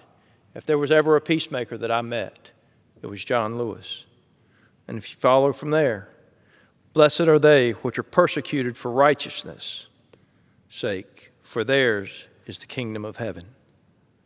A little further into the book of Matthew, let your light shine before men, that they may see your good works and glorify your Father which is in heaven. There is no doubt, ladies and gentlemen, that John Lewis was a special man. He was a special man of God, a special man of God. And while his bones may rest, his legacy will live on forever in this body. And I, for one, look very forward to the day that a statue of John Lewis rests in the halls of this Congress, representing not only the great state of Georgia and the people of the state of Georgia, but all of the men and women of the United States. Thank you, Representative Scott. We would like to recognize the gentlelady from California, Susan Davis. Gentlelady from California, Congresswoman Susan Davis, is recognized. Thank you, Mr. Speaker. Mr. Speaker, with John Robert Lewis's passing, we lose and deeply mourn a great friend and mentor, and the world loses the most respected good troublemaker of our time. John's standing will only grow as his legacy endures. Mr. Speaker, every year since I've been in Congress, I asked John to speak to entering high school seniors from San Diego who visited our capital as part of an in-depth civics and leadership program. And for 20 years, with each new group of 45 very diverse students, he gave his time, his energy, and wisdom, graciously answering their many spirited questions. And they, too, will never forget him and how he changed them. And here's just a brief example. Alejandra Cordova from 2001 said, Mr. Lewis taught her not to be afraid to rock the boat every once in a while. And David Hickman from 2015 said, he truly showed us what it meant to be a change maker, to live through our actions and speak up against injustice. He taught our children well. John, you taught and changed me and everyone you touched. Thank you. And thank you, Michael Collins and all of John's staff, who had the hardest task of all, to say to visitors captured by John's words, "I'm sorry, but the congressman must depart now." Mr. Speaker, I'd like to recognize fellow pastor and representative from Georgia, Representative Jody Heiss. The gentleman from Georgia, Mr. Heiss, is recognized. Thank you, Mr. Speaker, and thank my good friend from North Carolina. There's no question that all of us who have served with John Lewis mourn the passing of this towering figure who devoted his life to fighting for freedom and equality. An interesting perspective of his life is the son of Alabama sharecroppers. Yet John Lewis demonstrated that in America, a single individual, even one coming from the most humble backgrounds, can have an enormous impact in this country. We all know that he rose to be a powerful leader in the civil rights movement, worked very closely with Dr. Martin Luther King and so many other great heroes who sacrificed their lives to ensure that Americans of all races live in liberty in this country. But he did so peacefully. He once wrote this, and this has a great, powerful meaning. He said, "Release the need to hate, to harbor division, and the enticement of revenge. Release all bitterness. Hold only love, only peace in your heart, knowing that the battle of good to overcome evil is already won." John Lewis knew that it was necessary to fight the sins of this country, but he understood also to fight those in a nonviolent way. And I just had the deepest respect for John Lewis and am honored to have considered him a dear friend. And I just want to thank all my colleagues this evening for joining in this time to honor such a great man and an icon, obviously, particularly in the civil rights movement. But my wife, Dee Dee, and I continue to pray for the Lewis family. And again, I just say thank you to all my colleagues for joining tonight, and I yield back. Gentleman yields back. I'd like to recognize the gentleman from New Jersey, Representative Donald Payne. The gentleman from New Jersey, Congressman Donald Payne, is recognized. Thank you, Mr. Speaker, and I'd like to thank the gentleman from North Carolina for allowing me several minutes to pay my respects to a great man. And it's not remiss that I see the Speaker pro temp. Very appropriate that you're in the seat tonight, sir. Mr. Speaker, I rise today to honor John Lewis. He was an American icon, civil rights legend, and dear friend, and an inspiration to millions. Yet, these words truly fail to describe the difference he made in our country. He always spoke of getting into good trouble, and I know that's been echoed here on numerous occasions, but it sums up what Mr. Lewis was all about. His efforts led to the Civil Rights Act. His efforts led to the Voting Rights Act. And his effort led to the Congressional Black Caucus and even the election of President Barack Obama. But his loss is more than his legacy. For me, once again, I've lost one of my fathers on the floor of Congress. He was a role model for what makes a great congressman. And I constantly watched as he moved about his business. Like the way he always fought for the right thing, the way he could convey such power and strength through such a gentle demeanor. But when he had passion and was committed, there is no one else on this floor you would rather have with you going into that fight. And the way he stood up to abuse to make this country a better place. One of my greatest honors was to be a part of the sit-in he led on the House floor to fight for gun control legislation after the terrible, dreadful Florida issue. We got into some good trouble that day. He inspired us then, and his words and deeds will inspire new generations, whether they are civil rights pioneers, elected officials, or any American with a dream or cause. God bless you, Mr. Lewis. Your life made our country and our world a better place. And with that, I yield back. Gentleman yields back. Mr. Walker?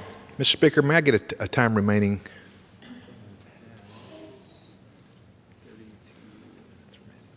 Gentleman has 32 minutes remaining. Thank you, Mr. Speaker. I'd like to recognize the gentleman from Georgia, Mr. Rick Allen. Gentleman from Georgia is recognized.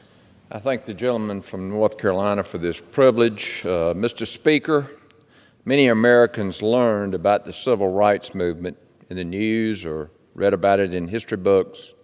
John Lewis lived it. One of my greatest memories here was to have dinner with Congressman Lewis at his home, where he shared with the entire Georgia delegation his experience in leading the civil rights movement. He shared with me that Dr. Martin Luther King, Jr. prayed with them on those buses before the demonstrations and urged everyone to remain at peace to ensure lasting change. I think we can all learn from the example Congressman Lewis set as a civil rights icon. We must meet injustice with humility and perseverance to do what is right. Pride and fear are the opposite of humility. John Lewis and all those in this movement demonstrated perfect love while being persecuted.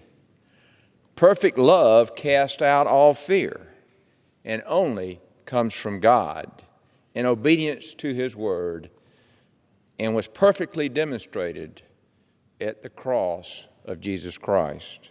My wife, Robin, and I pray that his family finds peace during this difficult time. And this is a lesson for this body as we honor those who, like John Lewis, who have come before us and fought for an America that is stronger and is unified by putting aside our differences to serve the American people in perfect love. And I yield back. Mr. Speaker, I'd like to recognize the gentleman from Memphis with its own amazing civil rights history, Mr. Steve Cohen. The gentleman from Memphis, Tennessee, Congressman Steve Cohen, is now recognized. Thank you, Mr. Speaker, and I appreciate the time, Mr. Walker. And I will remember that the last time I saw John Lewis was March the 5th, his birthday, and you offered the prayer. And that meant a lot to me, and it showed me the respect that you had for him and that he had for you. It was a beautiful moment. There was not a more perfect person that's probably served in Congress, and certainly that I've known in my life, than John R. Lewis. He had every quality that you would desire in a human being, and couldn't even imagine a person to have them all together. He was a hero of the civil rights movement and cared about greatly the injustices that he had seen as an African American. And that's what launched him on his civil rights struggles. But once he got moving, it was people of different issues of discrimination that he championed, whether it was gay and lesbians, whether it was Native Americans, whether it was women, whether just simple people being victims of gun violence. John Lewis took up the cause, and he stood up for everybody. He did not know color. He did not know gender. He did not know any differences in people. He loved all people. It was such an honor to serve with him. Early in my career, the American Bar Association presented their Day Award to John Lewis, Richard Lugar, and myself. The award was nothing compared to the fact that I was with John Lewis that day. It made me feel much greater than I ever could become. I had the great honor to travel with him to South Africa for the 50th anniversary of Robert F. Kennedy's Ripple of Hope speech in Cape Town. And I saw and I sat across from he and Bishop Desmond Tutu, and I knew I was seeing two angels together, two special souls united. Mr. Lewis loved two people in life that were his heroes. One was Dr. Martin Luther King, and another was Robert Kennedy.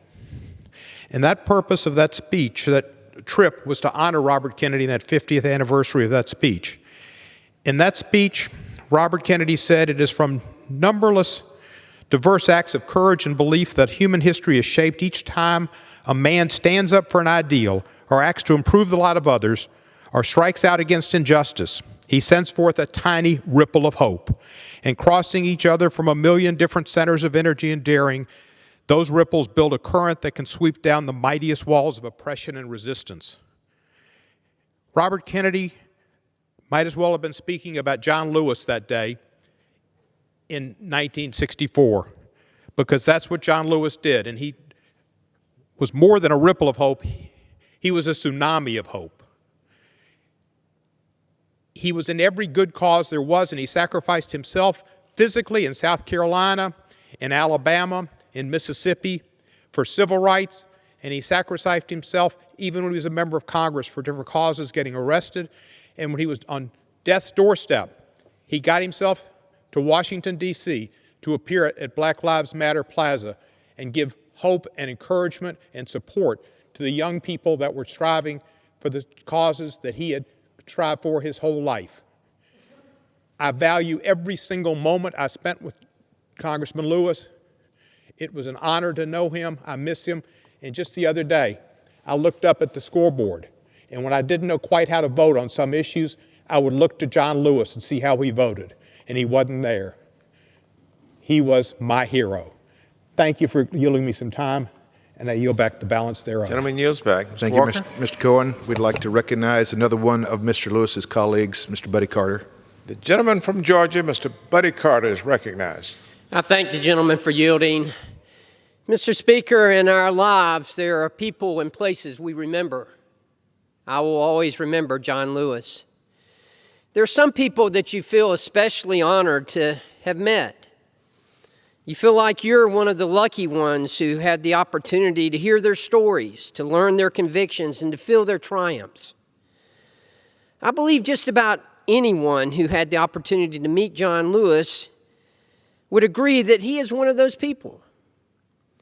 He was born the son of sharecroppers. He grew up on his family's farm, and he attended segregated public schools in Alabama. He told his story often, and I remember him telling us the story about how he used to preach to the chickens. He went on from that humble beginning to be called one of the most courageous persons the civil rights movement ever produced, a title he rightfully deserved.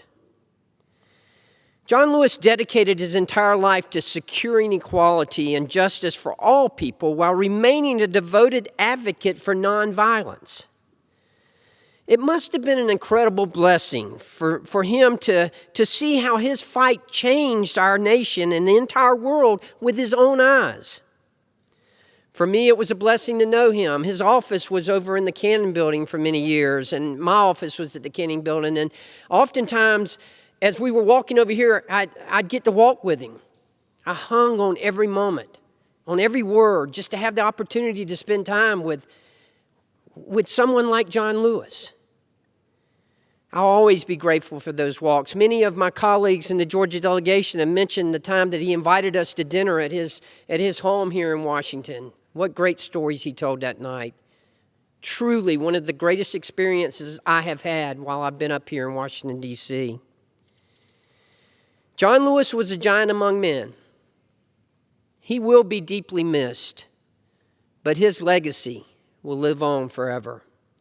Thank you, Mr. Speaker, and I yield back. Gentleman yields back. Mr. Walker? Yes, sir, Mr. Speaker. We would like to recognize Mr. James McGovern from Massachusetts. The gentleman from Massachusetts, Mr. McGovern, is now recognized. Mr. Speaker, sharing a jail cell with John Lewis was one of the greatest privileges of my life. When we were arrested for protesting the genocide in Darfur a few years back, we were put into a police van, booked, and fingerprinted. John had been arrested over 40 times for peaceful protest by that point. So let's just say he had some advice. John made trouble like this because he knew that words aren't enough, that real change requires action. He called it the struggle of a lifetime, but it was never his struggle alone. He challenged all of us to fight injustice and oppression and to stand up for civil rights and for human rights. Mr. Speaker, John was a great man. He's an American hero who called our country to a higher standard. But perhaps more importantly, he was a very good man. He treated every single person he met, no matter who they were, with dignity and respect. And when he saw wrong in this world, he did his best to make it right. Lisa, Patrick, Molly, and I miss you already, John. We love you, and we will never stop making good trouble in your name. I yield back. Gentleman yields back. Mr. Walker. Yes, I'd like to recognize the gentleman from Ohio, Mr. Michael Turner. Mr. Turner of Ohio, you are recognized. Thank you, Mr. Speaker. John Lewis has a true legacy of leadership in this House, and he changed the world that we live in. When Congressman Lewis would take the podium, everyone in this House would fall silent and listen to him. I doubt in his long career in this House that the Speaker ever had to hammer the House into order to listen to John Lewis speak. A man who fought for the Voting Rights Act, John Lewis's legacy demands that Congress act. I call on Congress to pass and send to the President's desk for signature the bipartisan H.R. 1799 renewing the Voting Rights Act. Congressman Lewis was a giant in history, but he was a humble man in this House. He treated every member the same and with dignity. He will be missed. I yield back. Gentleman yields back. Mr. Walker. Thank you, Mr. Speaker. We'd like to recognize the gentleman from California, Mr. Tony Cardenas. Gentleman from California, Mr. Cardenas, is recognized. Thank you very much, Mr. Speaker. Appreciate this honor to honor one of the most beautiful human beings that ever walked this earth. Many of us believe in God.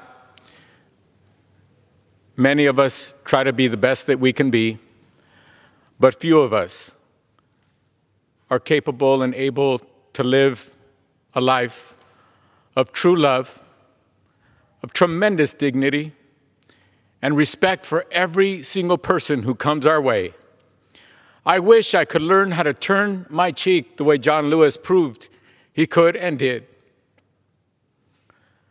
I mourn his passing, but I celebrate the honor of knowing that he lived, and also knowing that I could go to him on the floor of this House or in the hallways of Congress and go to him and speak with him and learn from him and then say, I love you, brother.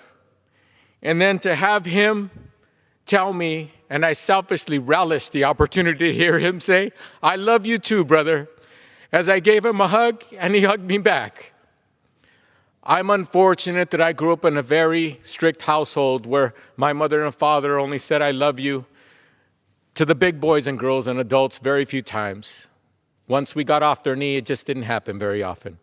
But John Lewis reminded me how much I missed that. And in a selfish way, that's one of the reasons why I always rush to him and ask him by saying, I love you, to know that he would say, I love you. And with all his heart, mean it. I'm going to miss him. Some of my members were fortunate to meet him and to know him.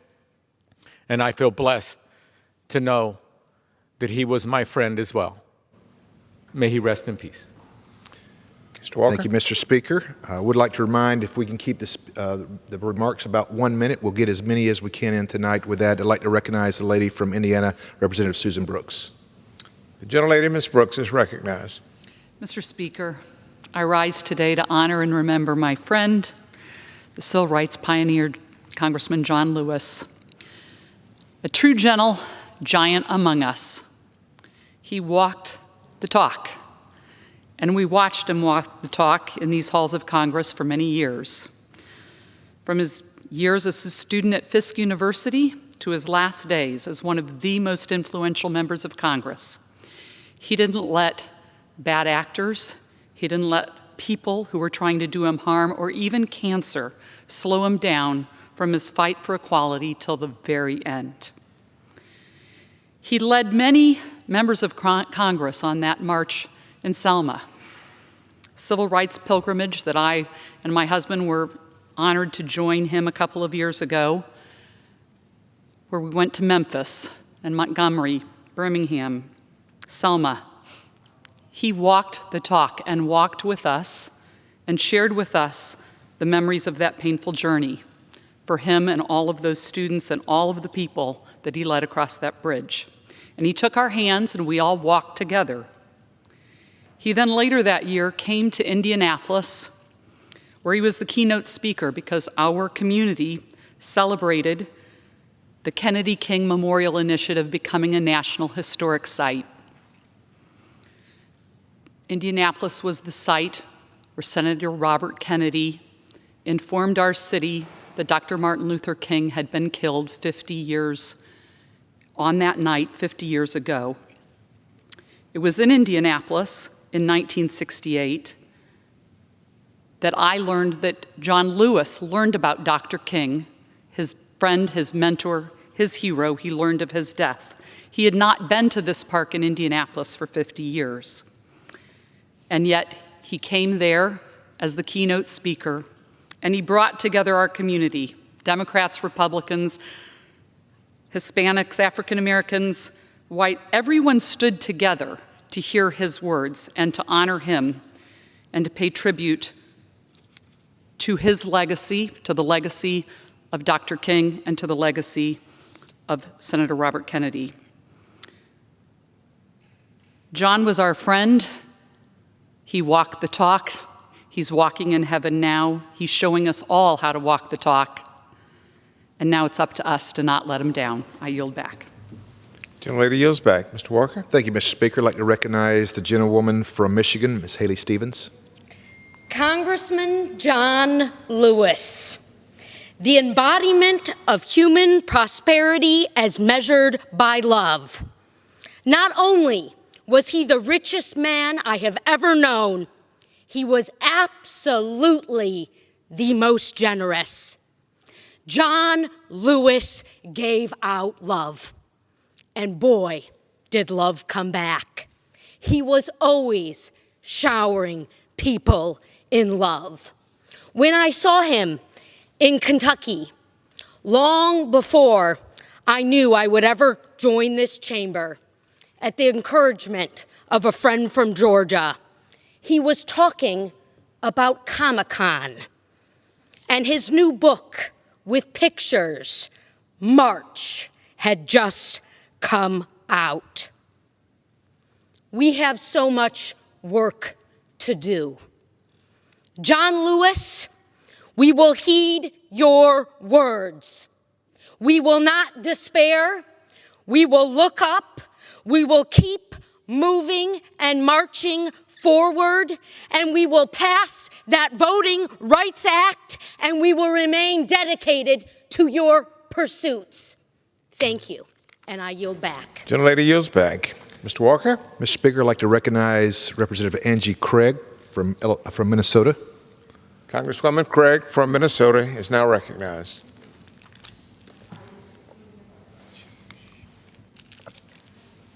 Last week, our country lost a fearless fighter for civil rights, a hero, and we in this chamber lost a colleague and a friend.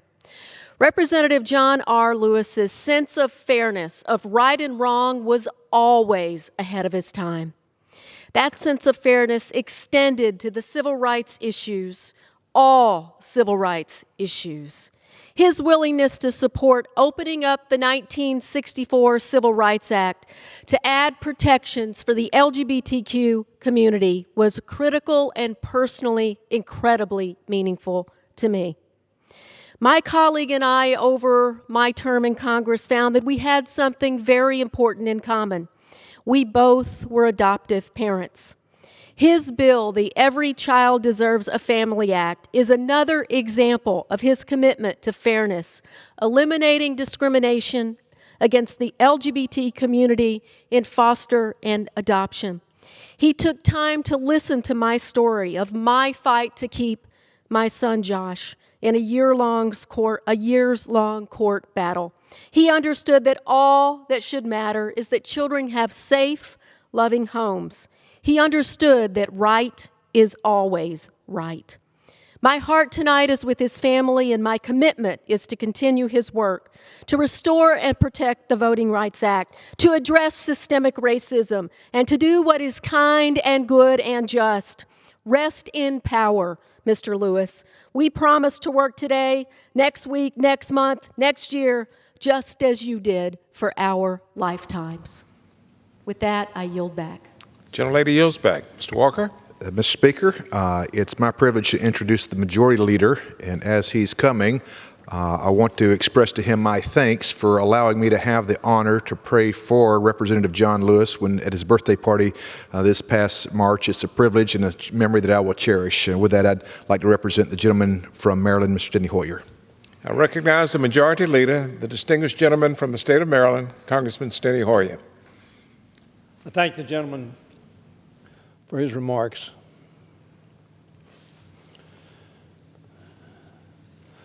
Some in my generation remember the song Abraham, Martin, and John.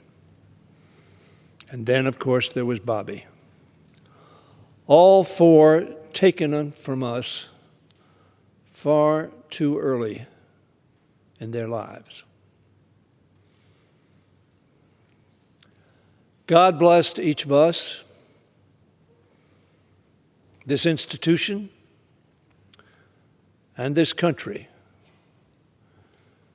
with giving to John Lewis health for 8 decades. He used that health and strength, mind and body, to serve his God, his faith, his country, and his people.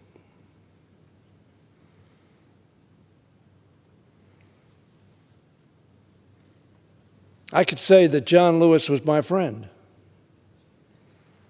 But then again, we could all say that John Lewis was our friend and be right in that claim. Because John Lewis was a person who loved his fellow human beings. So many of you have heard me refer to John Lewis as the most Christ-like person I have ever met.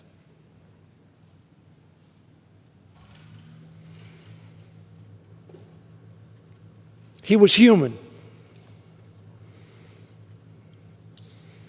And he represented the best of humanity. All the positive attributes that humanity can summon.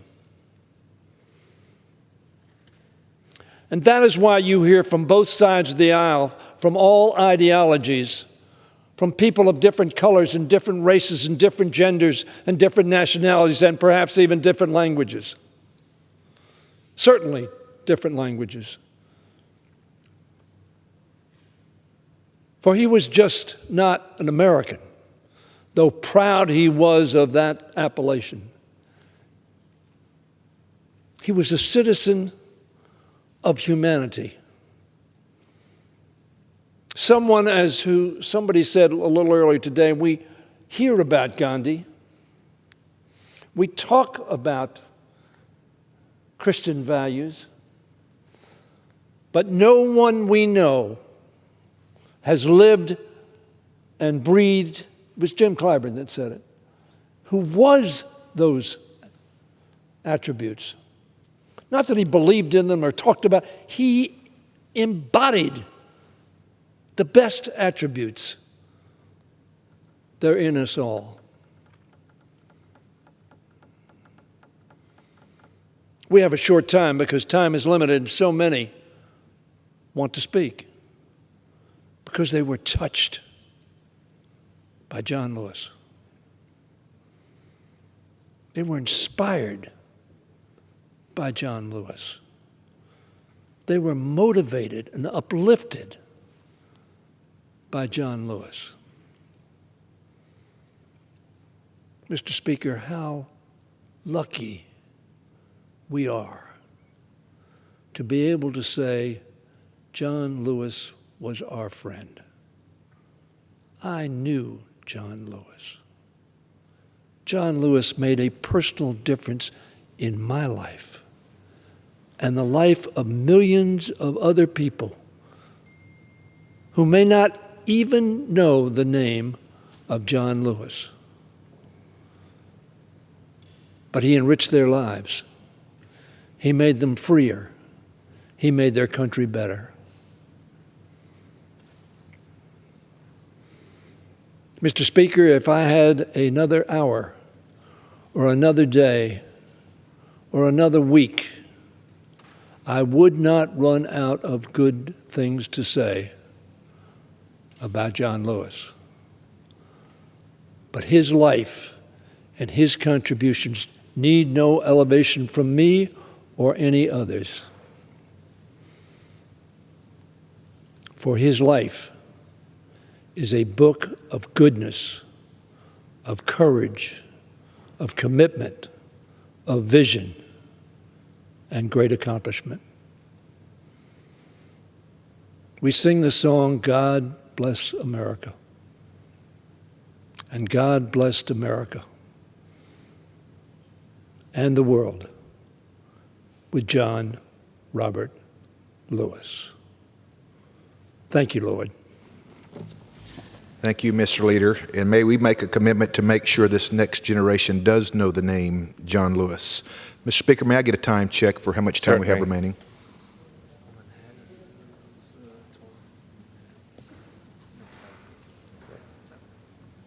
The gentleman has 7 minutes remaining. I'd like to recognize the gentleman from Illinois, Representative Sean Casten. Gentleman from Illinois, Mr. Casten, is recognized. John Lewis was a legend. He was also just a man. I knew the legend, but I was only just getting to know the man. And I guess I just hope we remember both, because somehow the legend feels unattainable. On our best days, none of us are half the man that John Lewis was every day. And the real inspiration, I think, is the man, because it was that proof of his life that showed us the potential, if only we can summon his decency and his courage and his conviction. So the legend was the guy who I could never muster the courage to call anything but Mr. Lewis. And the man was the guy who always said, just call me John. The legend was the orator at this podium or that one or one down there. And the man was the guy who'd sit there and pull me aside and say, Howard, how are you doing? But somehow the legend and the man are one and the same, because it was a man who stood on that bridge. And it was a man who made all that good trouble. And it was a man who showed us that the amount of love we can spread into this world isn't constrained by our mortality, but by our ambition. Thank you, Mr. Lewis. And well, I never quite mustered the courage to say this while you were alive. Thank you, John. Yield back. Thank you, Mr. Speaker. I'd like to recognize the gentlewoman from Texas, Ms. Lizzie Fletcher. Gentlelady from Texas, Ms. Fletcher, is recognized. Thank you, Mr. Speaker. John Robert Lewis was one of the most courageous and committed citizens that our country has ever known. With unparalleled courage, with deep faith, and with profound hope, he personified a belief in this country and a belief in his fellow citizens all the days of his life. Through his life, he gave all of us a gift, a chance to see the world as it should be, and a way to make it so. At this pivotal time in our country's history, his faith in America and in Americans must guide us now. We have the opportunity and the responsibility as members of Congress and as citizens to honor him by believing, as he did, in an America as good as its promise, and by working to make it so. We have many miles to go to build the beloved community, but he showed us the way. How lucky we are, and how we miss him so. Thank you, Mr. Speaker. I yield back. Gentlelady yields back. Mr. Walker? Mr. Speaker, as we conclude this special order, I am once reminded by my colleagues this evening of the immense impact of a life that was John Lewis. In our current House, who can we think of that has more of an impact in the civil rights movement than John Lewis? His legacy is not simply of humility and kindness in the pursuit of equality, but one in which we should all aspire to replicate. We have talked many times tonight of his nonviolent approach, but do not hesitate for one second to think that John Lewis was not a strong man with a lion's heart. America is the greatest country in the world, but let's be transparent.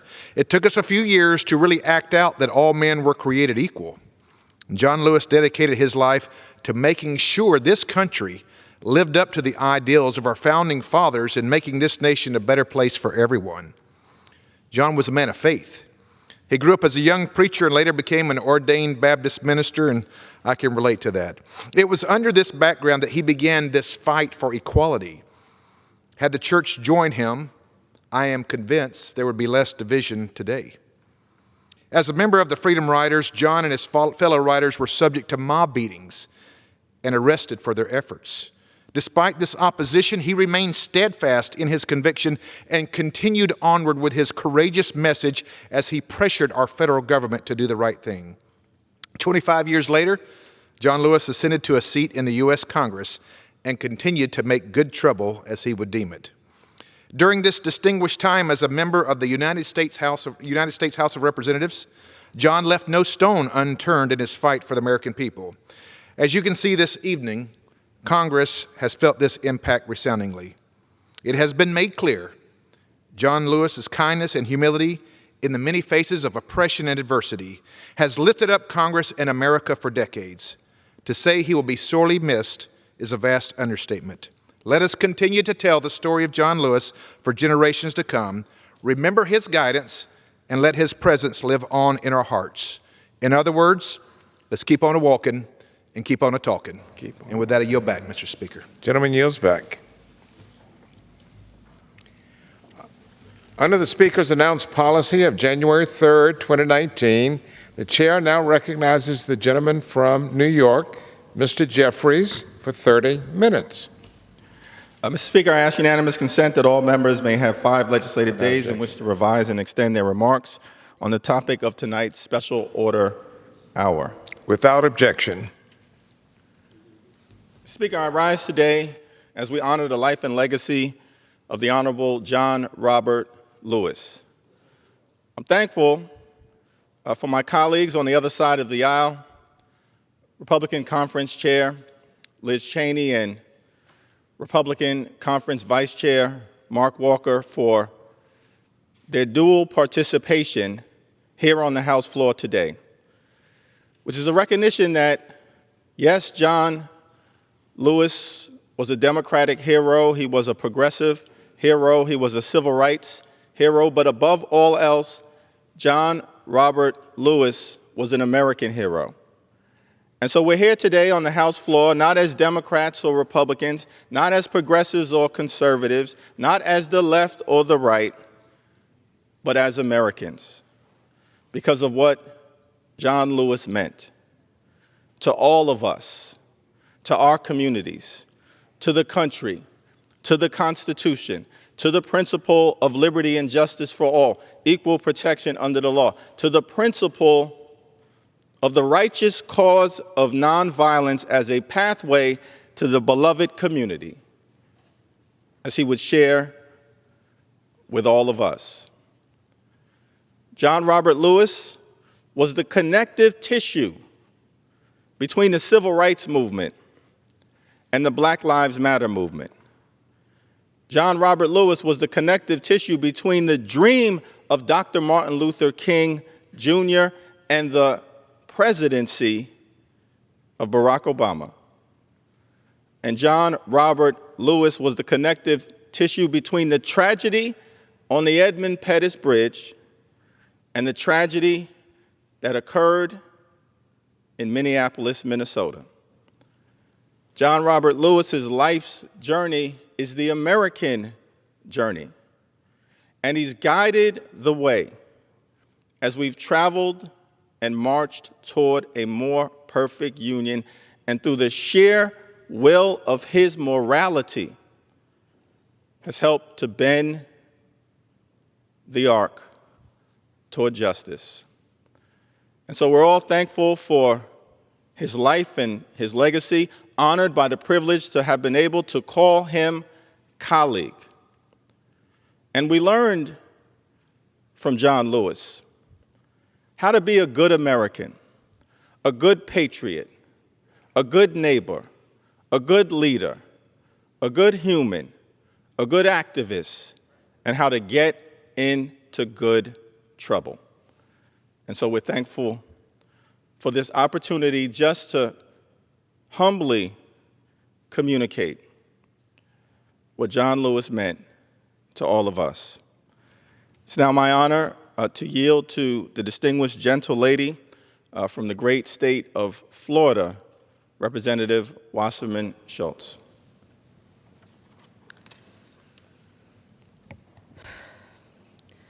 I thank the gentleman for yielding. Madam Speaker, few of us will ever leave the mark on history and every human we encounter the way our dear friend, Congressman John Lewis did. His profound generosity and goodness were so beautifully balanced by his courageous, unyielding demands for justice. I saw it as we sat in on this House floor demanding gun safety reforms after the Pulse nightclub shooting.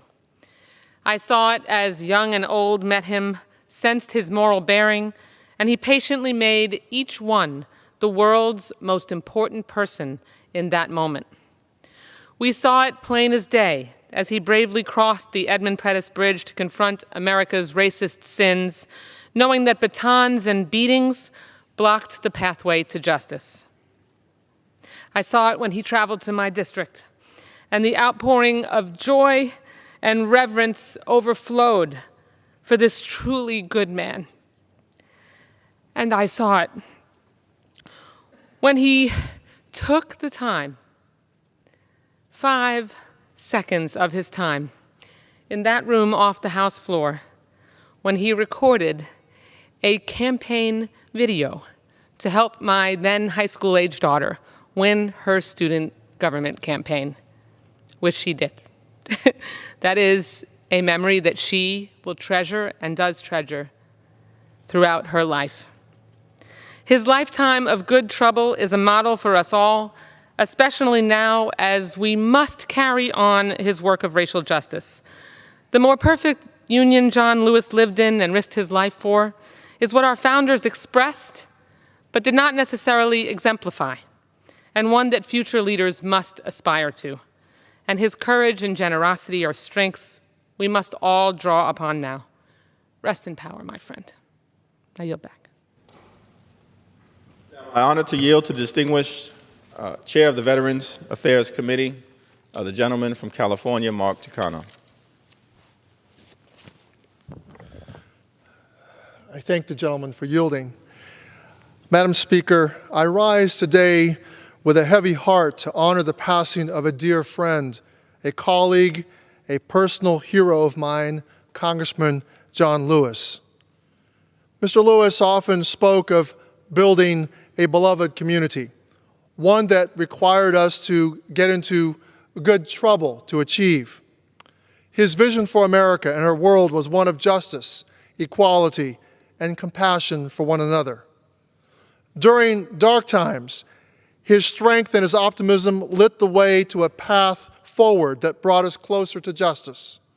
During doubtful times, his words and his wisdom inspired confidence that progress was still in reach. And during this difficult time for our country, as we mourn his death, may the life and the legacy he left behind inspire us to keep building that beloved community. John Lewis, you taught me that optimism is a moral duty. And now that you are gone, sir, I will no longer have you around to remind me to keep the faith.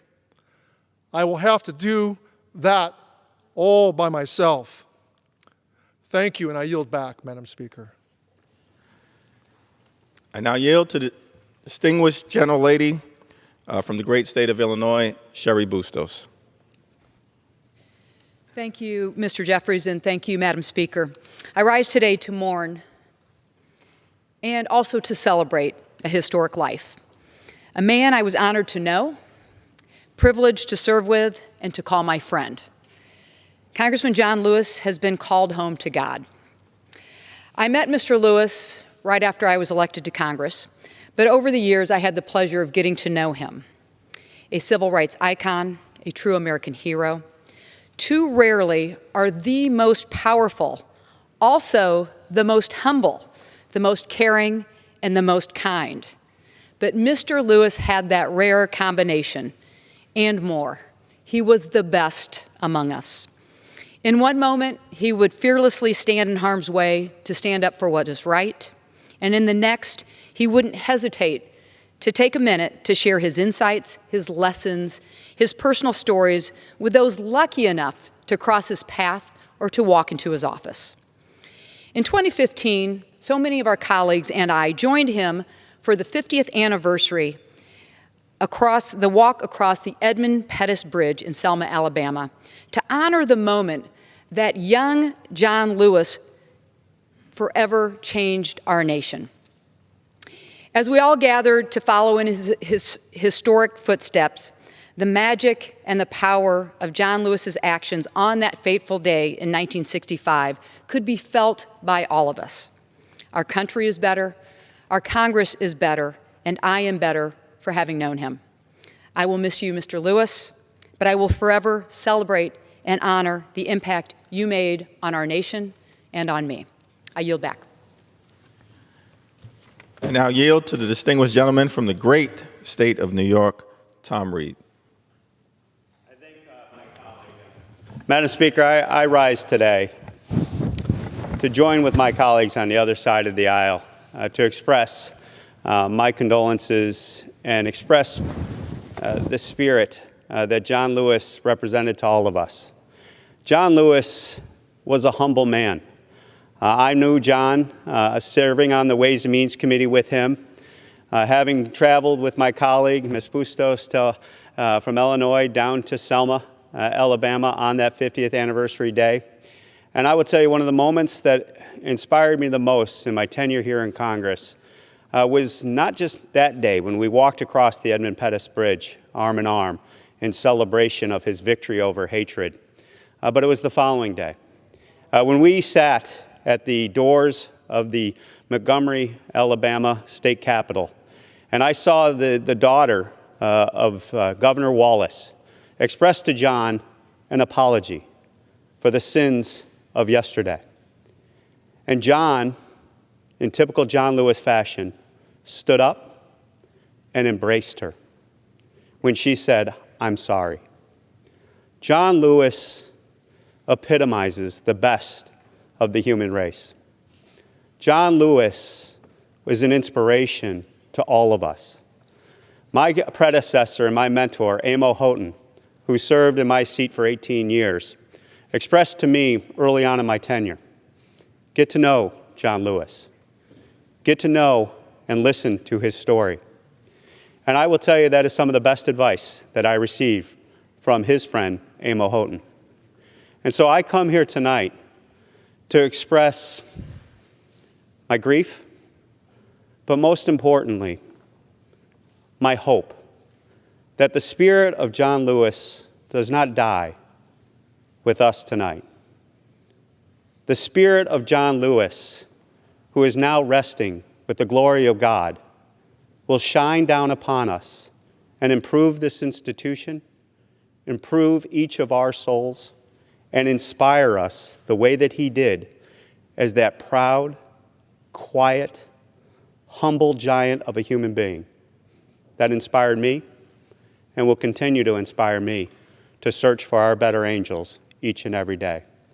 So to my colleagues on the other side, I join you in your grief, but we are united in our love for the great John Lewis. And with that, I yield back. I now yield to the distinguished gentleman from the great state of Maryland, Dutch Ruppersberger. Thank you for yielding. Madam Speaker, I rise to recognize the life and legacy of Congressman John Lewis. I first met John at a church event in Maryland 20 years ago in Anne Arundel County when I was a candidate running for Congress.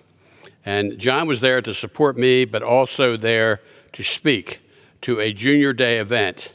And at that time, I first saw John speak and talk about his relationship with Dr. Martin Luther King.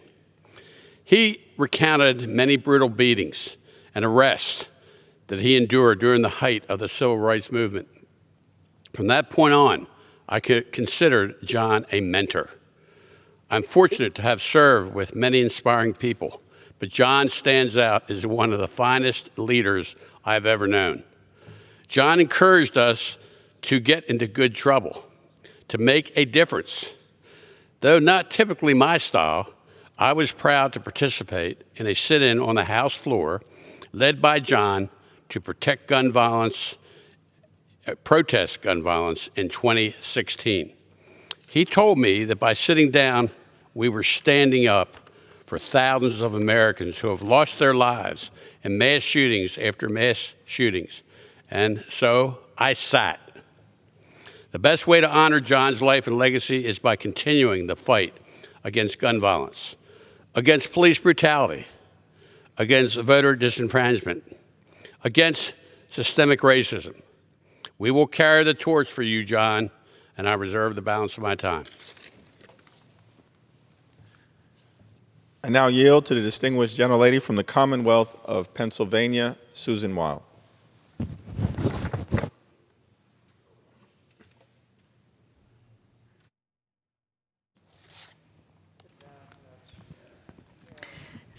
Thank you to the chairman for yielding. Shortly after I came to Congress, I learned through the grapevine that a couple of my staff members wanted nothing more than to meet the great John Lewis in person.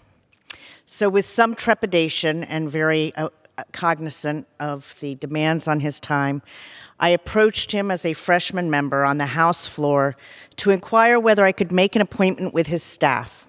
And in his usual warm and gregarious manner, Mr. Lewis said, "Of course, of course." A few weeks later, I took these staffers on a mystery field trip to the Cannon office building, and the look on their faces when they realized we were about to enter John Lewis's office was priceless. I figured it would be a quick handshake and a photo op, and then we would be on our way back to our office. But no, Mr. Lewis greeted my 6'4" legislative counsel, Zach, and my speech writer, Jan, with, "Hello, young brothers," and took them into his office, where he proceeded to give them a narrated history of the civil rights movement with the aid of large photographs that were stacked all over his office. Zach and Jan and Sarah, another member of my team, asked many questions, and he answered them all. We took the obligatory photos, for which I am thankful because they now have the treasure of those memories forever. A full hour and a half elapsed, and our meeting with him ended only because my team needed to get back to work, so we had to break away. I am convinced he would have gladly spent the rest of the afternoon speaking with them. That is just one example of the generosity of spirit of the great John Lewis. Rest in peace, Mr. Lewis. I hope you are starting a whole lot of good trouble wherever you are. It is the greatest honor of my life to have served with you. I yield back.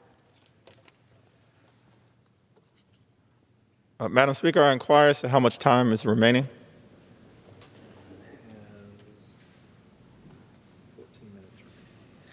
The gentleman has 14 minutes remaining. I now yield to the distinguished gentleman, my good friend from the great state of Rhode Island, David Cicilline. Thank the gentleman for yielding. John Robert Lewis, an American hero, a civil rights icon, a movement leader, a peacemaker, a teacher, a drum major for justice, a mentor, a colleague, and a friend. I want to begin by thanking John's family for sharing him with us and with our country. As I listened to my colleagues tonight speak about John, I realized that he made each one of us feel like a very special person to him. And I also realized that words can't really capture John Lewis and what he meant to us, to our country, and to the world. I had the privilege of, like so many of my colleagues, walking across the Edmund Pettus Bridge with John and listening to him speak about his work in the civil rights movement, to be part of an effort to organize a sit-in here on the House floor to demand action on gun violence, to work with John when he played a really critical role in our fight for passage of the Equality Act and made the case that LGBTQ Americans were entitled to full equality in this country, or on his visit to Newport, Rhode Island, or traveling to South Africa to celebrate Robert Kennedy's Ripples of Hope speech. John Lewis made America more just. He made us all more human because he deeply believed in justice and equality. They weren't just things that he believed in, it's who he was. And most importantly, he reminded us always to be optimistic because he believed in the fundamental decency of every human being. And even in the darkest moments, he would encourage us, keep the faith, brother, keep fighting. And it's that belief in the fundamental goodness of everyone, that optimism that John left with us. And so, John, knowing you, serving with you has been the greatest honor of my life. I thank you for all that you have done for me and for our country, and we promise you that we will keep the faith and keep up the fight. Rest in peace, my friend. I yield back. I now yield to the distinguished gentleman from the great state of Ohio, Representative Steve Shabbat. I thank the gentlelady for yielding and the gentleman for yielding. Madam Speaker, the word hero is used a little too often these days, but make no mistake, John Lewis personified the word. He was, without question, a true American hero. The fearlessness he demonstrated throughout the civil rights movement, but especially on the Edmund Pettus Bridge in Selma on March 7, 1965, demonstrated to people across the globe how to stand up for equality, justice, and basic civil and human rights in the face of overwhelming odds. Quite simply, his heroic actions transformed our nation and our world.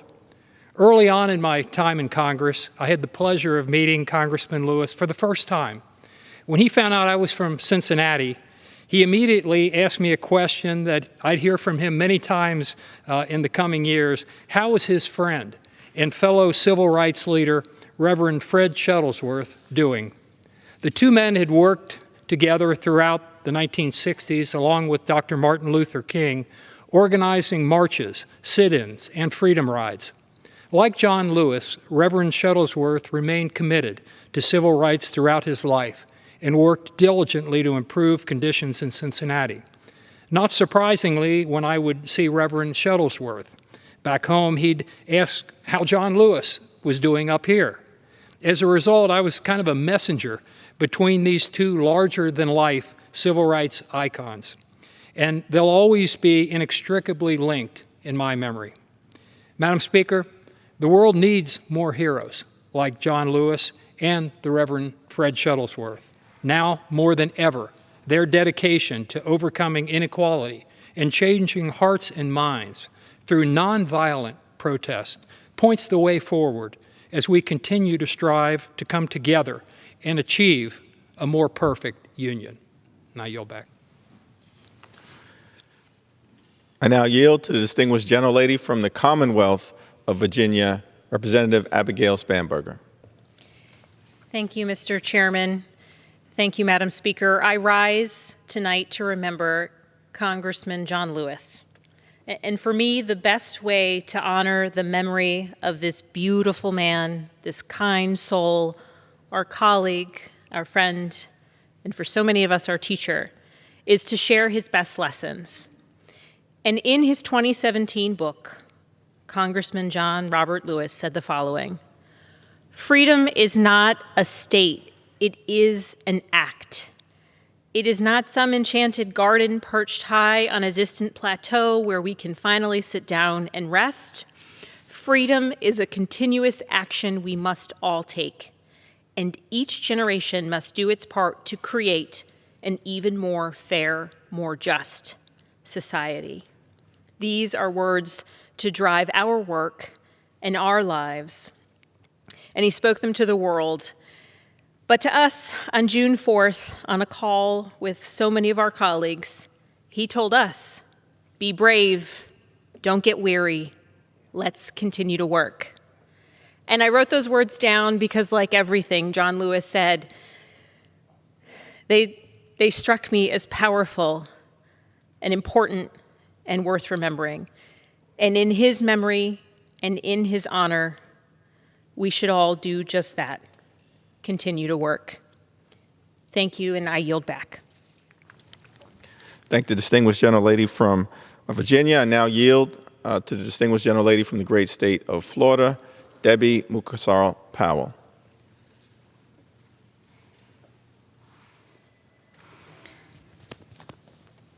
Madam Speaker, it is difficult to express the immense loss and pain that not just myself, but that this body feels at the passing of our good friend, John Lewis.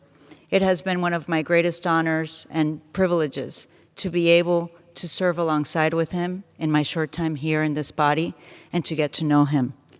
He brought to us courage, he inspired love, and gave us optimism in some of the most difficult times. He worked with joy in his heart, with courage, faith, and without fear. He was a fighter against injustice to anyone. I remember him saying that he was inspired to see the young men and women of all backgrounds, creeds, religious background, rise up in nonviolent protest demanding justice. And I wonder if he knows that he started that back in 1965 in Selma, Alabama. My kids, Jude and Sienna, every time they came to Washington,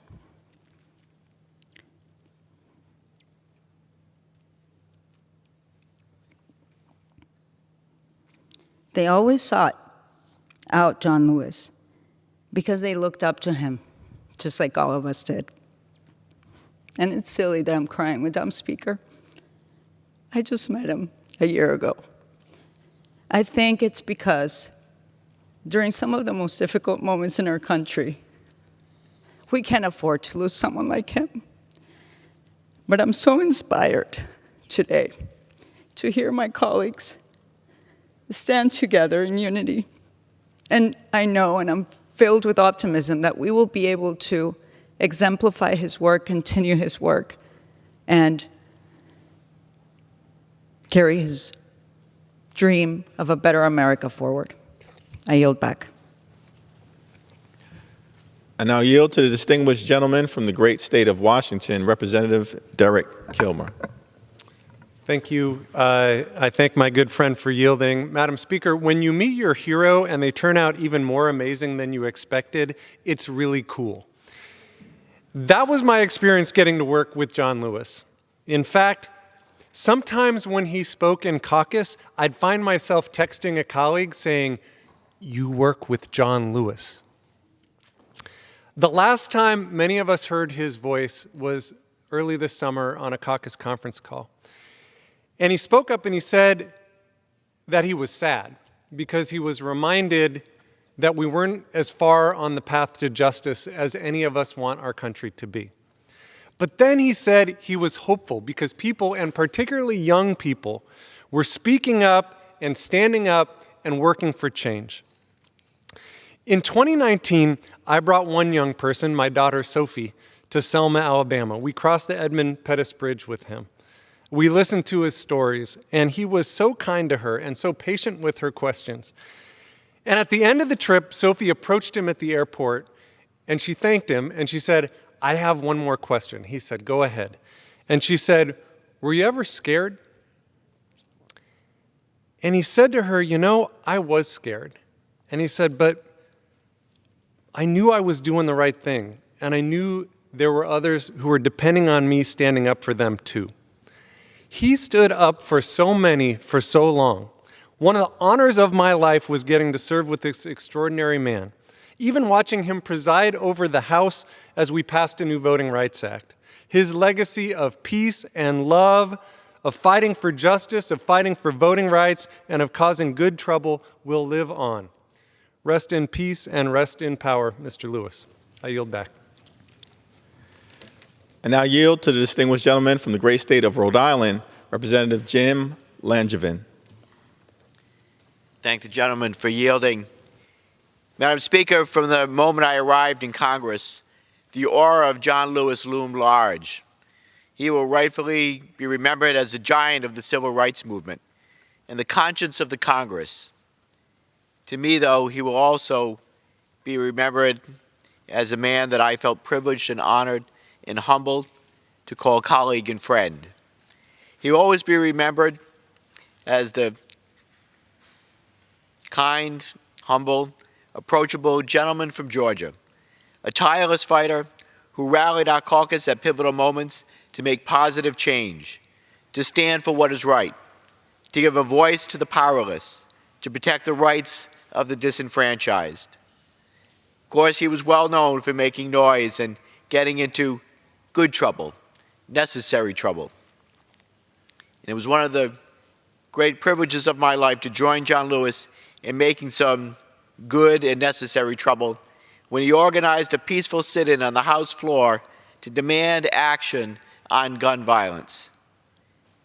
John Lewis made a difference in the lives of millions, and his presence was always felt in Congress, but his absence will be felt even more. Rest in peace, my friend. Madam Speaker, how much time do we have remaining? The gentleman has a minute remaining. Okay. Madam Speaker, let me simply close this portion of our special hour in honor of our friend, our colleague, our mentor, our hero, the legendary John Lewis, by simply recounting his words. Never give up, never give in, keep the faith, keep your eyes on the prize, and make some good trouble. I yield back. Under the Speaker's announced policy of January 3rd, 2019, the Chair recognizes the gentleman from Georgia, Mr. Woodall, for 30 minutes. Madam Speaker, I very much appreciate the time tonight to honor one of Georgia's favorite sons, and I would like to yield time for that honor to my friend, Ms. Schakowsky. Thank the gentleman for yielding. One of the greatest honors of my life has been to serve alongside John Lewis in this House of Representatives. John was my friend, and I know that thousands of people say the same thing. And guess what? They are all right. John was my leader. I sat down in the well of this house with him in the morning, and we didn't get up again until the next morning because we were fighting with him in the lead to end gun violence. I got arrested with John Lewis. He probably for the 60-something time, and me for the first, because we were fighting for immigration reform. And my husband and I had the honor of walking behind John to cross the Edmund Pettus Bridge 3 different times at a place where the state troopers in Alabama nearly took his life. Over the years in our Democratic caucus meetings, sometimes there was a tone that would get gloomy sometimes, and those were John Lewis moments. John would stand up and in uncertain terms, he would remind us of our mission. What people really wanted to hear from us, he told us, was hope, and no one could deliver hope like John Lewis. I give you his words we needed to hear. Do not get lost in despair. Be hopeful. Be optimistic. Our struggle is not a struggle of a day, of a week, of a month, or a year. It is the struggle of a lifetime. And I yield back. I thank the gentlelady. I'd now like to yield to the gentleman from Illinois, Mr. Schneider. Thank you. Madam Speaker, I count among my life's greatest blessings the distinction of being able to call John Lewis my colleague and my friend. Martin Luther King said the moral arc of the universe bends toward justice. John Robert Lewis spent his entire life working to accelerate and complete that bend, fully committed to justice, to nonviolence, and in his own words, to good trouble. John Lewis's incredible capacity for love, his steadfast belief in nonviolence, and his limitless humility inspired all of us, Democrat and Republican, to be better. His singular character established him as the conscience of the Congress. I have too many personal stories to share in a short 1-minute speech. Enough stories, in fact, to more than fill the entire hour. I will hold each of these treasured memories in my heart for the rest of my life. I join with my colleagues to honor his legacy and together hope we will continue his work, bending that arc towards justice. Rest in peace, John. Knowing your memory will be a blessing to your nation and to all whose life you touched. I yield back the remainder of my time. I thank the gentleman, and I'd like to yield to the former chairman of the Ways and Means Committee, the committee on which John Lewis did so much of his important work for the great state of Georgia, the gentleman from Texas, Mr. Brady. Thank you, Madam Speaker. Thank you, the gentleman from Georgia, my friend. John Lewis was many things. He was a father. He was a congressman. As you know, he was a civil rights pioneer who marched with Martin Luther King Jr. He was a husband. He was a son of the South, one who walked in the wind to bring equality to America and is now walking in the heavens with his Creator. He was a colleague. John was all these extraordinary things, and he was also my friend. We are a better nation and a better people because of him. And this institution of all of our country will miss him dearly. I always struggle to explain back home just what an extraordinary person he was. To know John was a blessing. To get to work with him on so many important issues on the Ways and Means Committee, including the first reforms to the IRS in over 2 decades, making important improvements to Medicare for our seniors and those who need our help the most. That was an honor of a lifetime. I served with him on the Ways and Means Committee for many years. He was a warm, needed, inspirational presence in that storied committee room. When I look down the dais, I will be sad to miss my friend. But I'll always be proud to have had the privilege of working with such a remarkable spirit. Each day he walked in these halls, we all witnessed firsthand his remarkable integrity, his intelligence toward the complex policy issues we debate, and his willingness to work across the aisle if it means Americans will have greater dignity, opportunity, and equal rights. God loved this remarkable servant, and I know John is walking hand in hand with God and his beloved Lillian today. I miss you, John. Kathy and I will continue to pray for you and all those who call you family. May you rest in peace and rise in glory. God bless you. I thank the gentleman. It's now my privilege to yield to the gentleman from Michigan, Mr. Levin. Thank you so much. Madam Speaker, I rise today in honor of our friend and colleague, Congressman John Lewis. With every march, every sit-in, every time we reject unjust rules and institutions designed to oppress any group, we honor the legacy of John Robert Lewis. A record number of Americans have stood up, spoken up, and laced up their marching shoes in recent weeks. Millions of them are too young to know about the man in whose footsteps they are following as they make what he so rightly called good trouble. May we all model his grace, courage, kindness, and commitment to nonviolence as a way of life, and continue the good trouble he started even when, especially when, it is unpopular. I feel so much gratitude to have learned from this giant of history, this singular American genius, and have served, however briefly, alongside him. His loss is devastating. His memory, everlasting. Rest in power, my beloved brother. I yield back. I thank the gentleman. Madam Speaker, at this time, it's my privilege to yield to the gentleman from Tennessee, Mr. Cooper. Madam Speaker, no one loved Nashville, Tennessee more than our friend and colleague, John Robert Lewis. As a young man, he arrived in Nashville on a bus with a ticket purchased by the Reverend Dr. Martin Luther King, Jr. Dr. King wanted young John to attend American Baptist College.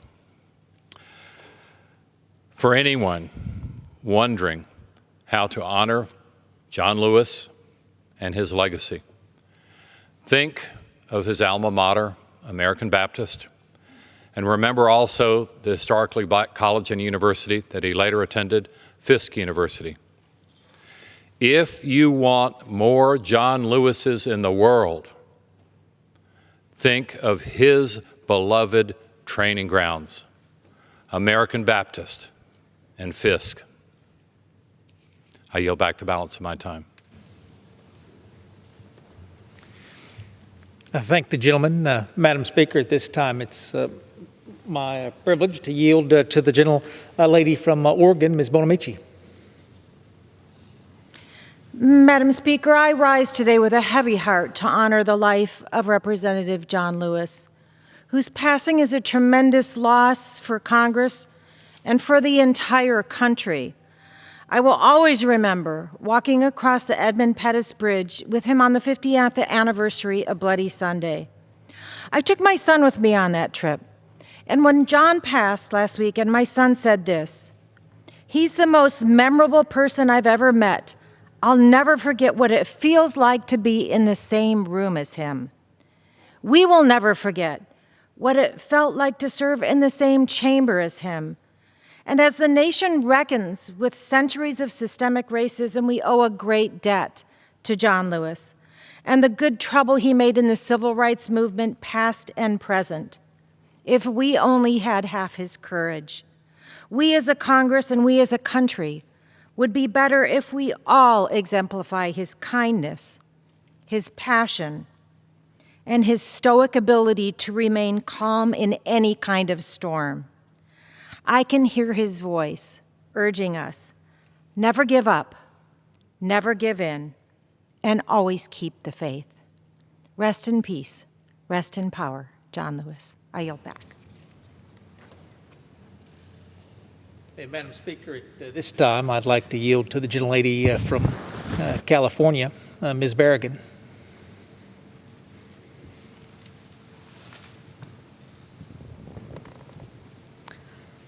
Like so many here tonight, I was inspired by John Lewis and his lifelong fight for our country to live up to its ideals, to be more tolerant, more just, and more equal. He was fearless. He sacrificed his body, bloodied by billy clubs and beatings from police, in hopes that future generations of people of color would not have to. He was my hero. I called him Mr. Lewis when I first arrived to Congress, and I'll never forget he would say, "Call me John." He was so humble and supportive. Hearing John Lewis tell firsthand stories of the fight for civil rights was a privilege. Walking the Edmund Pettus Bridge with him was something I will never forget. We will honor his life by continuing to, and as he said, cause good trouble, necessary trouble, and help redeem the soul of America. As he wrote, freedom is a continuous action we all must take, and each generation must do its part to create an even more fair, more just society. We will try. Thank you, John. Madam Speaker, at this time, I'd like to yield to the gentleman from Washington State, Mr. Heck.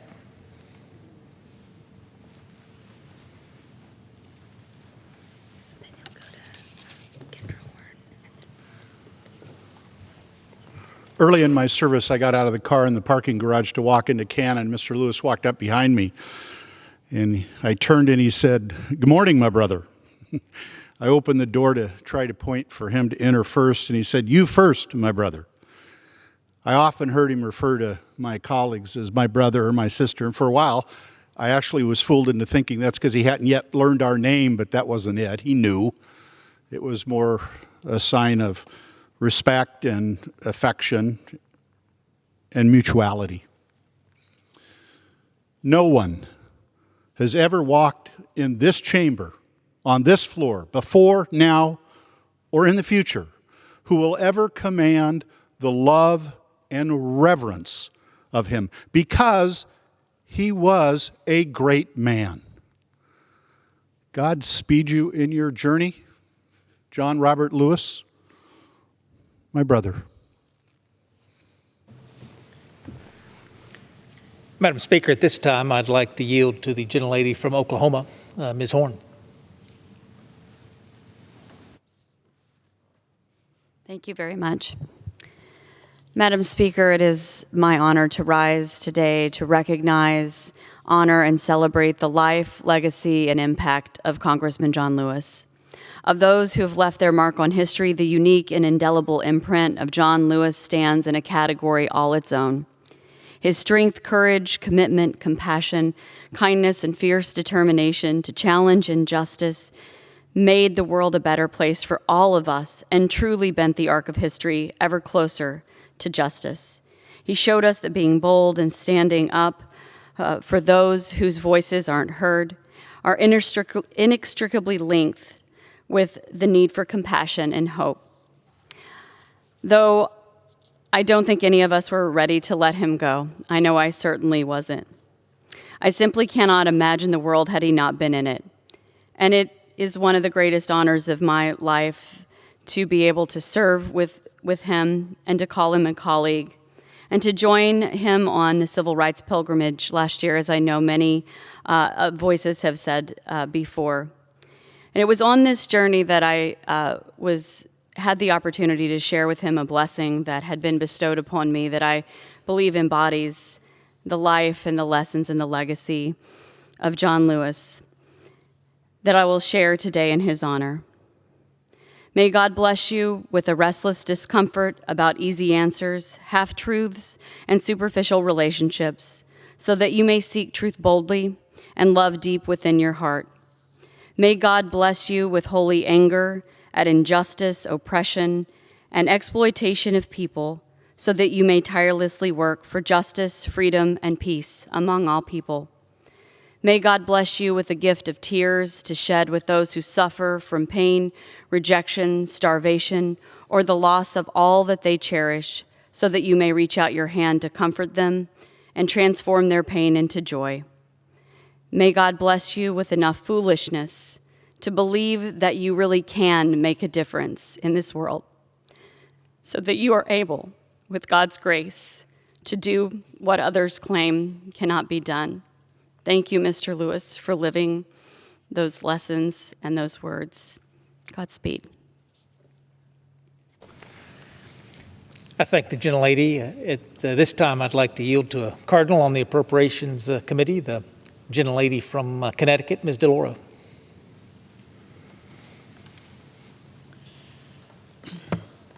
In October 1995, the black clergy in my community asked if I could get Congressman John Lewis of Georgia to come to New Haven for our local elections.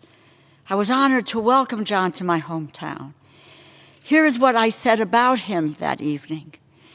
John Lewis is a true hero of the cause of progress.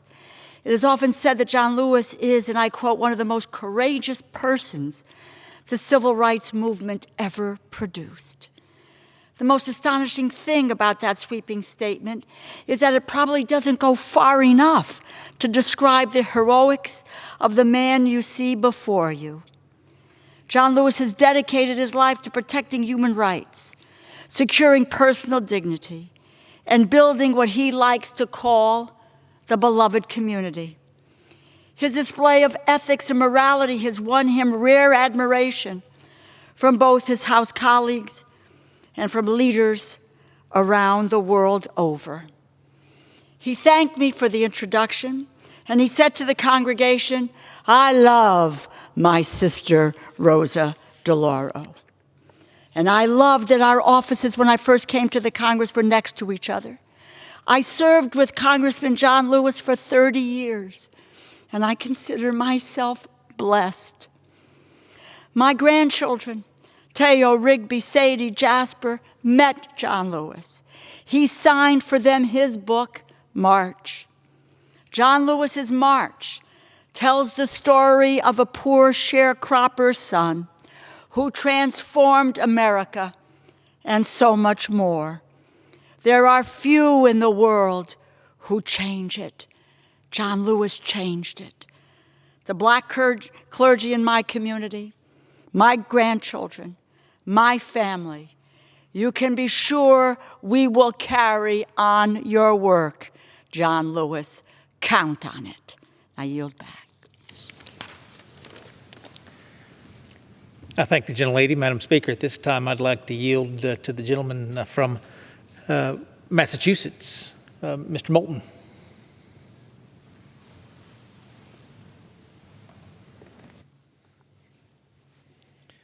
Thank you, Madam Speaker. When I was younger, we seemed to have a lot of American heroes around. From the greatest generation who won World War II, to the civil rights leaders of the 1950s, to the men who walked on the moon. To call one of them a colleague was one of the greatest honors of my life. And it hit me every day I saw John Lewis on the House floor. "Good morning, sir," was my usual greeting. Not because of my Marine background or his age, most people in Congress are older than me, but simply because there is nobody in Congress who had more respect. Nobody. But he was much more than just a towering figure. He was a loving, caring, indefatigably optimistic friend and mentor, especially to young people like me. John and I took bets on the 2017 Super Bowl, with the winner committing to visiting the loser's district. After the Patriots had the greatest comeback in Super Bowl history, we started talking dates for his trip to Massachusetts. But with a few conflicts and his getting older, I proposed an alternative, a visit to some of the civil rights sites in his hometown. Through all the turmoil of the last few years, there are only 2 times I've cried in Congress. Visiting the prison in Hanoi with John McCain, and visiting Atlanta with John Lewis. If you ever doubt what a hero John and his fellow American patriots were, spend some time in Atlanta, or Birmingham, or Selma, where he came within an inch of his life fighting to uphold a nation's ideals, even when the nation said they don't apply to you or your family. I found myself wondering if I would have had the courage to join in those protests, to be a freedom fighter, to change a nation. That's what John Lewis did. He changed America. And in so doing, he changed the world. And he never lost faith in either as he did it. During the impeachment trial, I asked him if he'd ever seen it this bad. And while he told me never, not even during the civil rights movement, because he said there was more hope, more movement, he nonetheless maintained his characteristic optimism and looked at me confidently, like a teacher, like a preacher to his Sunday school student, and said, "But don't worry. We'll get through it. Keep the faith, brother. Keep the faith." We miss you, John. I yield back. Madam Speaker, could I ask how much time remains?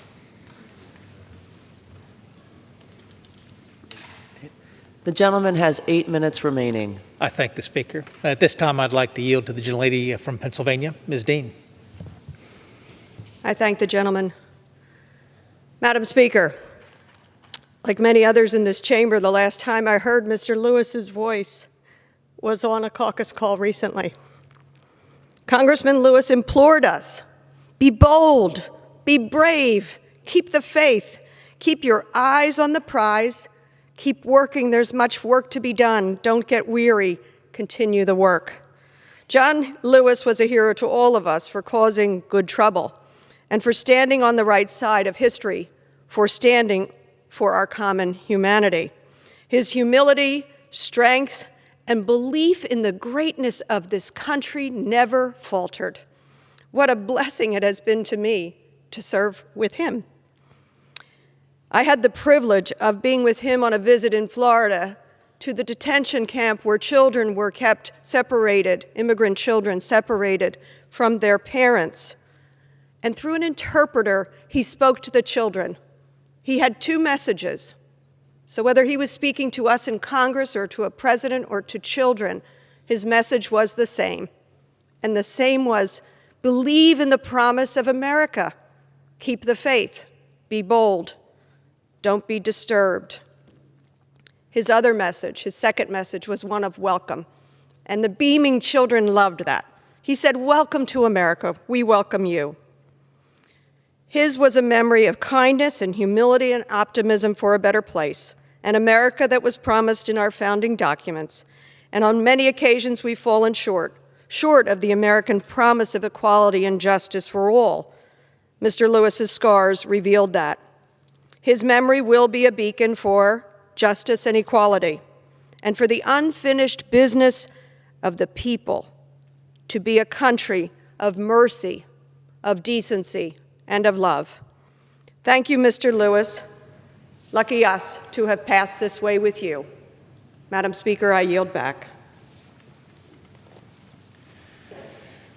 Madam Speaker, I didn't have the 52-year relationship with Mr. Lewis that Sanford Bishop talked about earlier. I wasn't even born when that relationship started. This very powerful and imposing face beside me, I have very little association with. If Michael Collins goes back and looks in the files, I believe he'll find that they turned down a young man named Rob Woodall for a job back in 1994. It wasn't that I didn't try to get a good mentorship from John Lewis. I just didn't meet the John Lewis bar at that time. But my experience with him has been biblically based, as so many have, but mine has been let the children come to me. Do not hinder them, for to such belongs the kingdom of God. If I could arrange it, would walk down the steps behind John as he was going down the Capitol steps after a vote, because children from all over the country would come running up, Mr. Lewis, just wanting to say hello. Whether it was the steps of the Capitol, the busiest airport in the world at Hartsfield International, or anywhere in between, I never once saw John in too much of a hurry, with too much on his mind, to take a time to make sure the next generation understood what happened in the last generation and the difference they could make for yet another generation. The story's already been told of staff members who say the only thing they want to do on Capitol Hill is meet Mr. Lewis before they leave. Time and time again, that's the story of any Georgia member, because growing up, Mr. Lewis was Mr. Lewis. He always says, "Call me John," but he's always Mr. Lewis, and always will be. So much of the story that we have heard told about John tonight, Madam Speaker, has been about John the fighter. It's so meaningful to me that the other half of the stories we've heard tonight are about John the embracer. We have plenty of fighters in this institution, and we have our fair share of embracers in this institution. We don't have as many folks who are every bit as good at embracing as they are at fighting. We will miss John's leadership in that respect in the great state of Georgia, Madam Speaker, and we will miss him here in this institution. I want to thank my colleagues for coming out tonight. I know to honor your friend and your colleague, but certainly to honor our great son from Georgia. With that, Madam Speaker, I yield back the balance of the time. The gentleman from Georgia yields back the balance of his time. Under the Speaker's announced policy of January 3rd, 2019, the chair now recognizes the gentlewoman from Massachusetts, Ms. Clark, for 30 minutes. Madam Speaker, I ask unanimous consent that all members may have 5 legislative days in which to revise and extend the remarks on the topic of tonight's special order speech. Without objection, so ordered. Madam Speaker, what a privilege it has been not only to serve with John Lewis, but to be witness tonight to the remembrances of our icon, the peacemaker, the justice seeker, Congressman John Robert Lewis. Personally, I never got used to working with John Lewis, and I struggled to call him John. I met him right after I got sworn in a special election near the chair which he often sat. I was completely tongue-tied. And whether it was a casual hello, a walk from the back and forth to the Capitol for votes, or planning a sit-in, every single interaction with John was profound.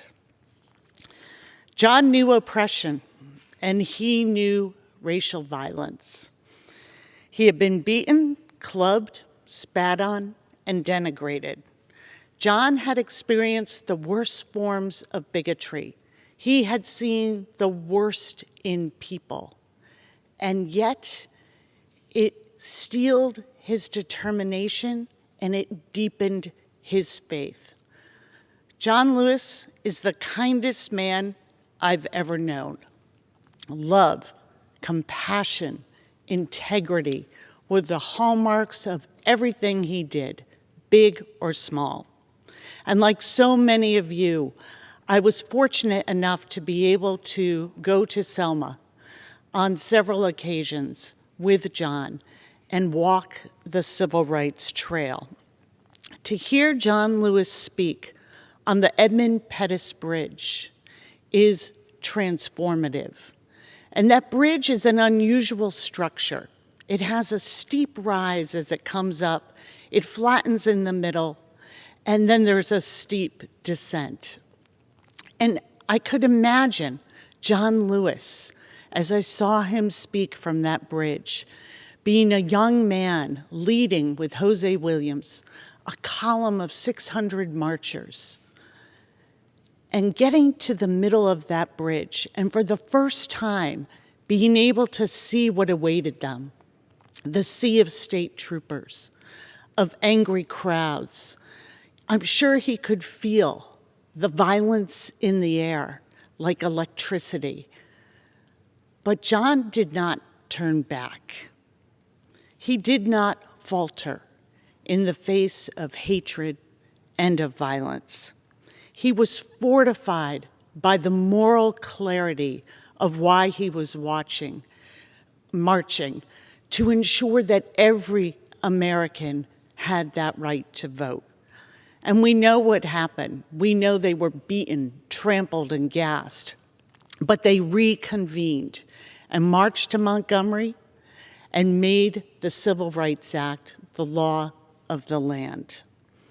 And today we find ourselves again in this country in the middle of the bridge. And we can see the danger ahead. We can see those who seek to divide this country, suppress the vote, and cut off opportunity. While John Lewis cannot physically lead us across that bridge, he has taught us what to do. Many of us have referenced what would be the last words for us to hear from John Lewis. And he spoke, as always, inspirationally about the true sorrow he felt for the soul of America, that in the wake of the brutal murder of George Floyd, we were not in a better place, and that those poisonous, toxic roots of slavery still entangled our institutions and our nation. But he also said to us that he had never been more optimistic, watching the peaceful protesters across this country assemble. And he told us, as he always did, to be bold, to not be weary. And he told us that the winds of change are blowing. So we must honor him by continuing our work, by unfurling those sails to catch that wind, and to live for justice, to see as he saw the divinity in not only John Lewis, but in all of us, and know that collectively we can continue the march that he started for us, and we can bring this country to live up to the ideals of justice and equality for all. I now yield to this distinguished member from California, Representative Ruiz. For how much time? When I stood in John Lewis's presence, I stood in awe, in reverence, and with great respect. John Lewis was an extraordinary man of faith, perseverance, virtue, and kindness. He endured ridicule and beatings during his nonviolent fight alongside Dr. King. He spent a lifetime fighting against injustices, poverty, white supremacy, and racism, and for equality and human dignity. He was a social justice and civil rights warrior who inspired me, all of us, in this chamber and this nation. And he was a man of God on a relentless mission of peace to create the kingdom and bring to earth life as it is in heaven. As great of a man he was always humble and gentle. He was always faithful in his fight for freedom from oppression. John was also a friend.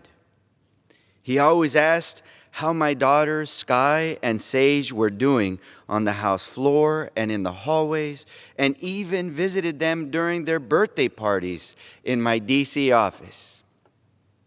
He will undoubtedly be greeted in heaven by our Creator with the words, "Job well done, my humble servant." An honor well deserved and greater than life itself. May John Lewis rest in God's almighty power. I love you and I miss you, brother. I yield.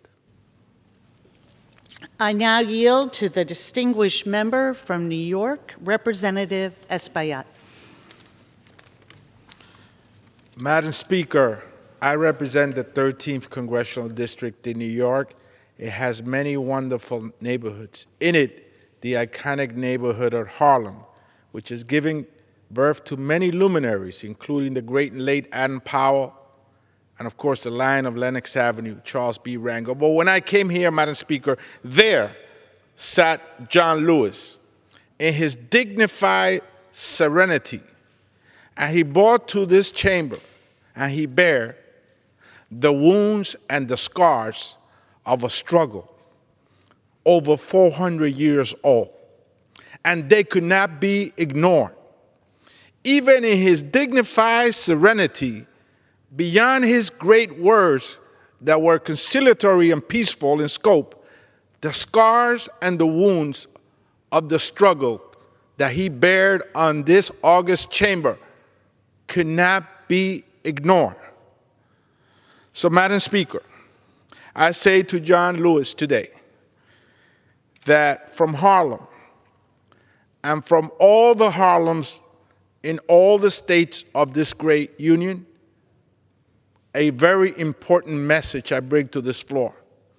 Rest in peace, great warrior. I now yield to the distinguished member from the great state of Florida, Representative Soto.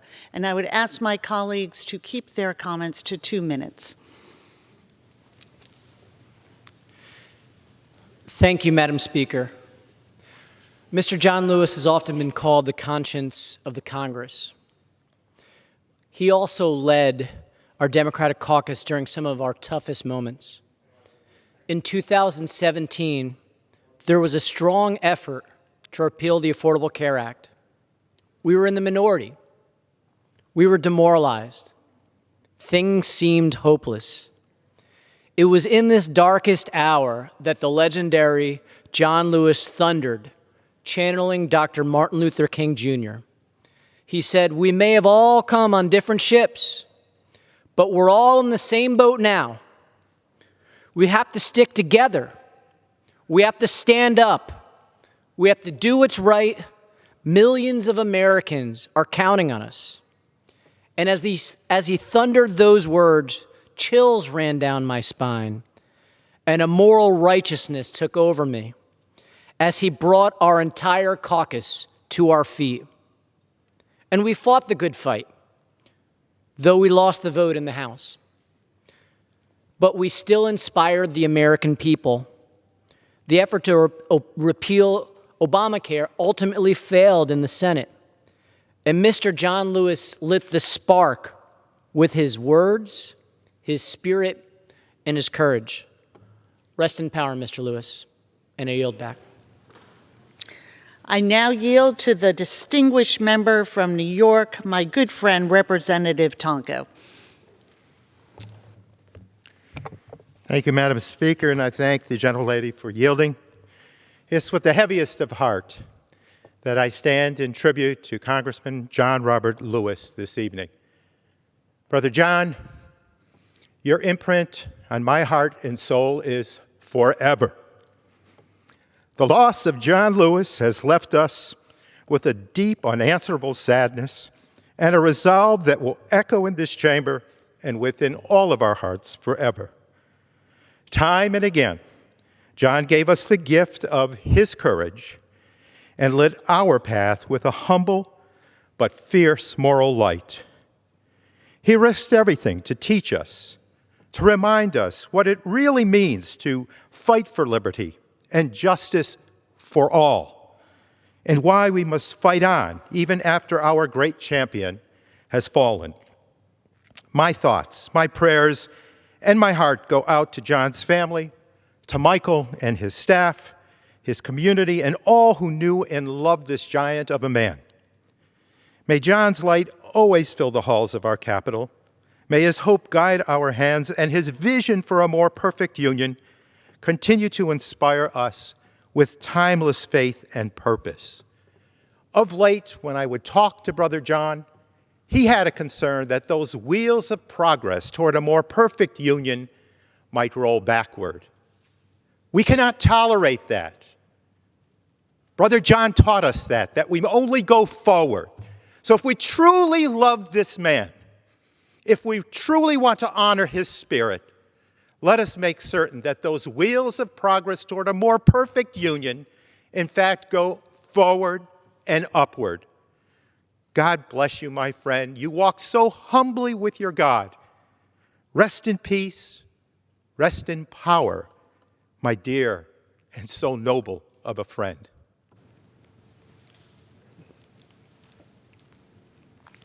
I now yield to the distinguished member from California, Representative Speer.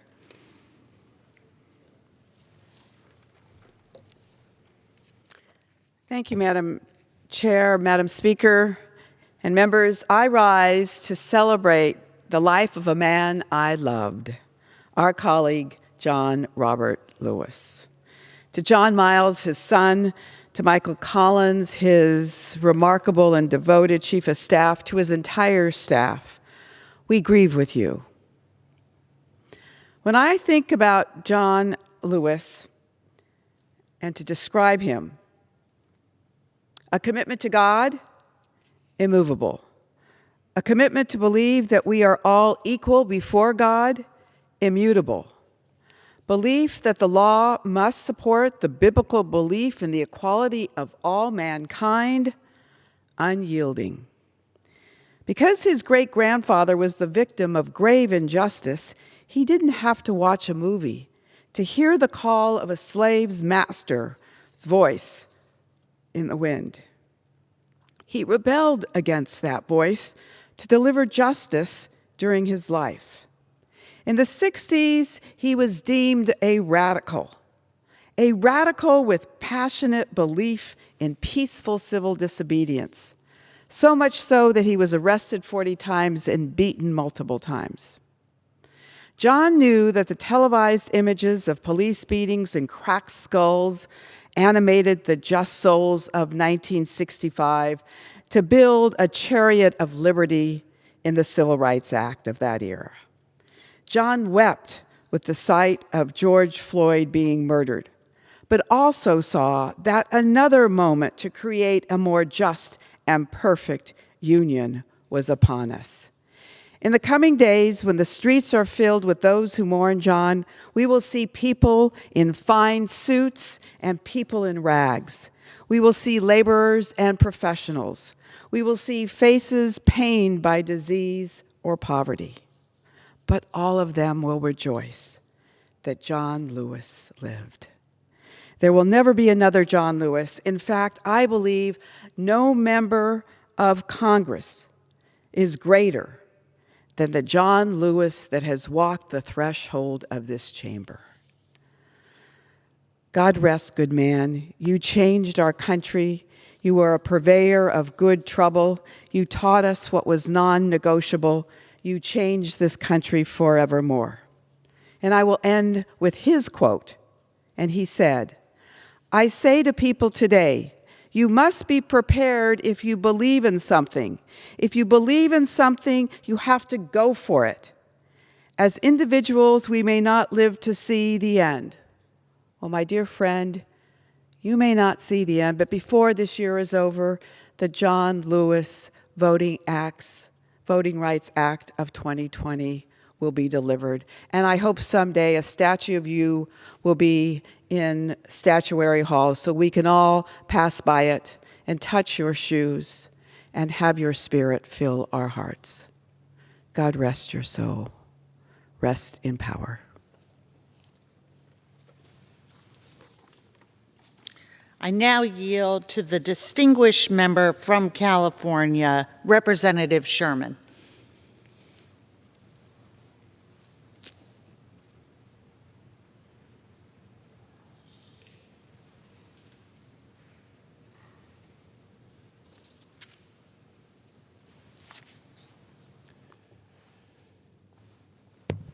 John R. Lewis honored us with his presence on this floor for over 3 decades.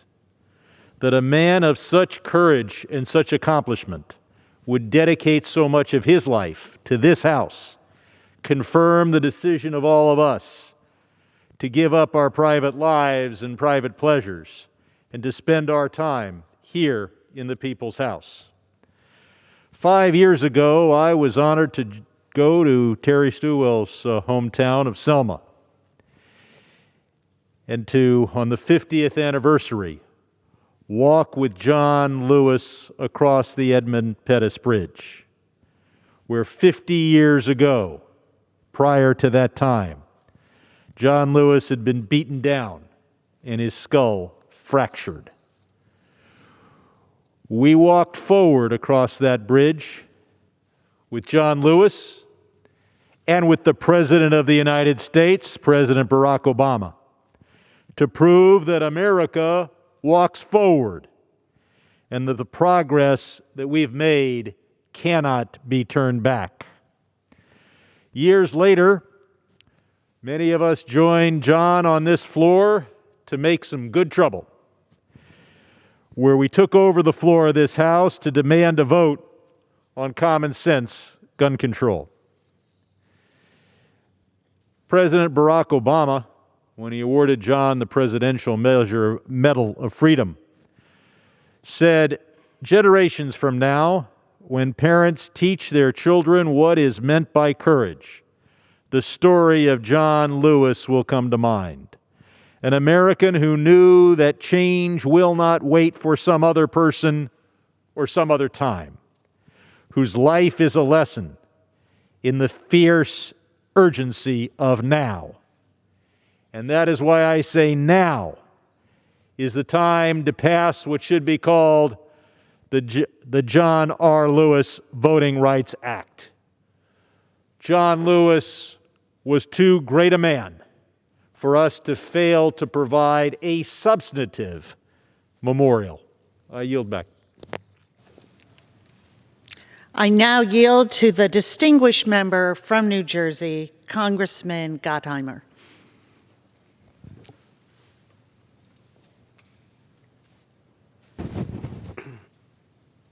Madam Speaker, as someone who was on the battlefield of nearly every civil rights fight of the last century, Mr. John Lewis taught us that our nation is always a work in progress, always perfecting our union. Through it all, though, regardless of what he faced, John Lewis always walked gracefully with the wind. Following the words of Isaiah, "They shall mount up with wings like eagles, they shall run and not be weary, they shall walk and not faint." My friend, our hero, John Lewis, never grew weary, no matter what the fight, including his last. It was a remarkable blessing, as we heard tonight from so many, to serve with your hero, to have him meet and hug your children, to meet a true American hero. There was none like him in this chamber, and I think there never will be. I'll never forget the last hug that I got from him when I told him how much he meant to me, how much I appreciated his counsel when he visited, how much I appreciated him coming to my district and to speak with my community, and just all he did for all of us. And he whispered back, as he said to so many others, "Just stay strong, my brother." Mr. Lewis, that's the least we can do for you, is to always stay strong. Congressman Lewis was an American icon, as we all know, but he was a gentle giant. His life's work will live on forever. His presence, his humble kindness will always loom large over this House and over our great nation.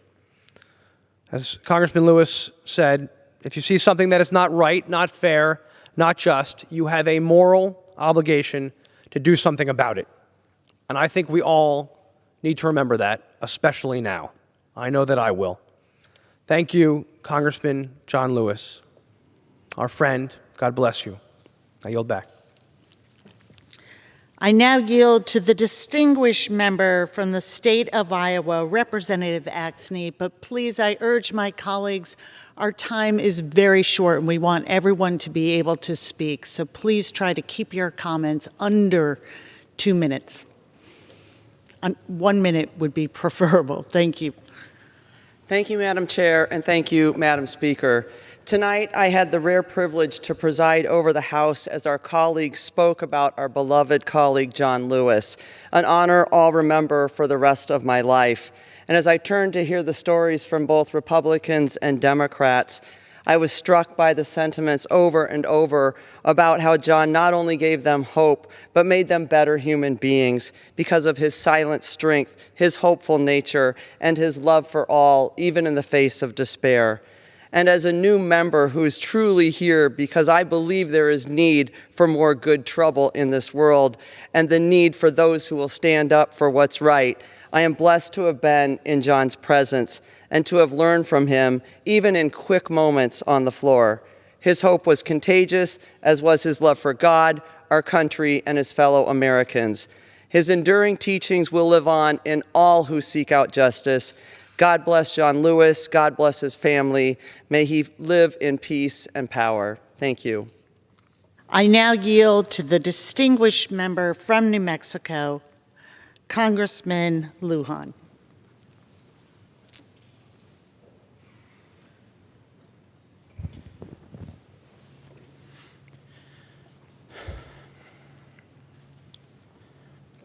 I rise today in remembrance of our friend and colleague, John Lewis, the gentleman from Georgia, a great man, a treasure, our brother. Congressman Lewis spent his life fighting for justice. When Mr. Lewis spoke, he did so with the force and moral clarity. He was an original freedom fighter who embodied what it means to be a humble public servant. John never let anything stand in the way of doing what was right. His legacy will continue by the generations of brothers and sisters he inspired to get in good trouble. It was a blessing to have known Congressman Lewis. And I know his light will continue shining bright, and the courage and conviction of the American people as we lay our friend to rest. The torch of justice shines bright. Let us honor Congressman Lewis by continuing his fight. Rest in power, my friend. I yield back. I now yield to the distinguished member from Maryland, my friend, Representative Raskin.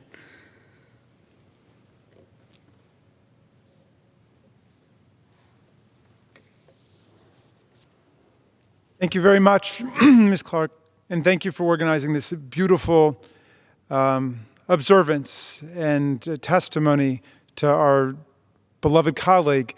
I want to praise John Lewis, not the congressman, but John Lewis, the member of SNCC, the Student Nonviolent Coordinating Committee, a relative handful of students who began a process that transformed America forever and brought down the walls of American apartheid and Jim Crow through the extraordinary force of their physical courage, their moral courage, and their political courage to confront an entire system of racism bearing down upon them.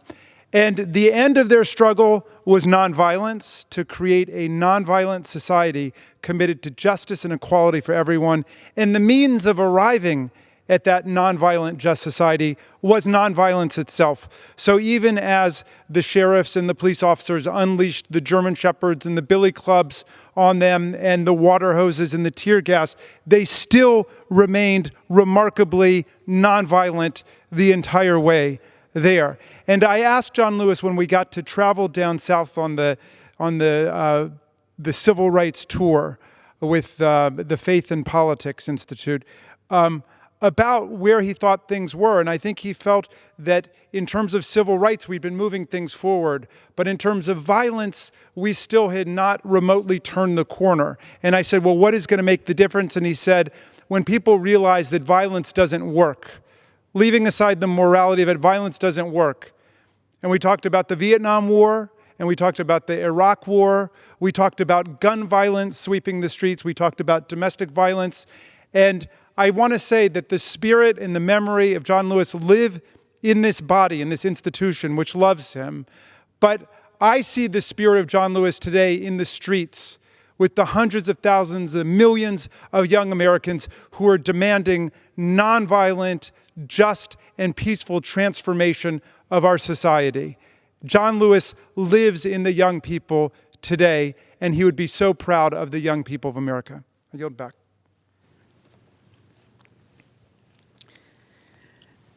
Madam Speaker, it's difficult to close such a remembrance, a celebration, and we will never close the chapter on our friendship and admiration and reverence for John Lewis. But John Lewis, for me, has always been the embodiment of the words of Micah 6. John has shown us what is good, to love justice, love mercy, and walk humbly with your God. Rest in peace, power, and glory, Brother John. Madam Speaker, I yield back my time.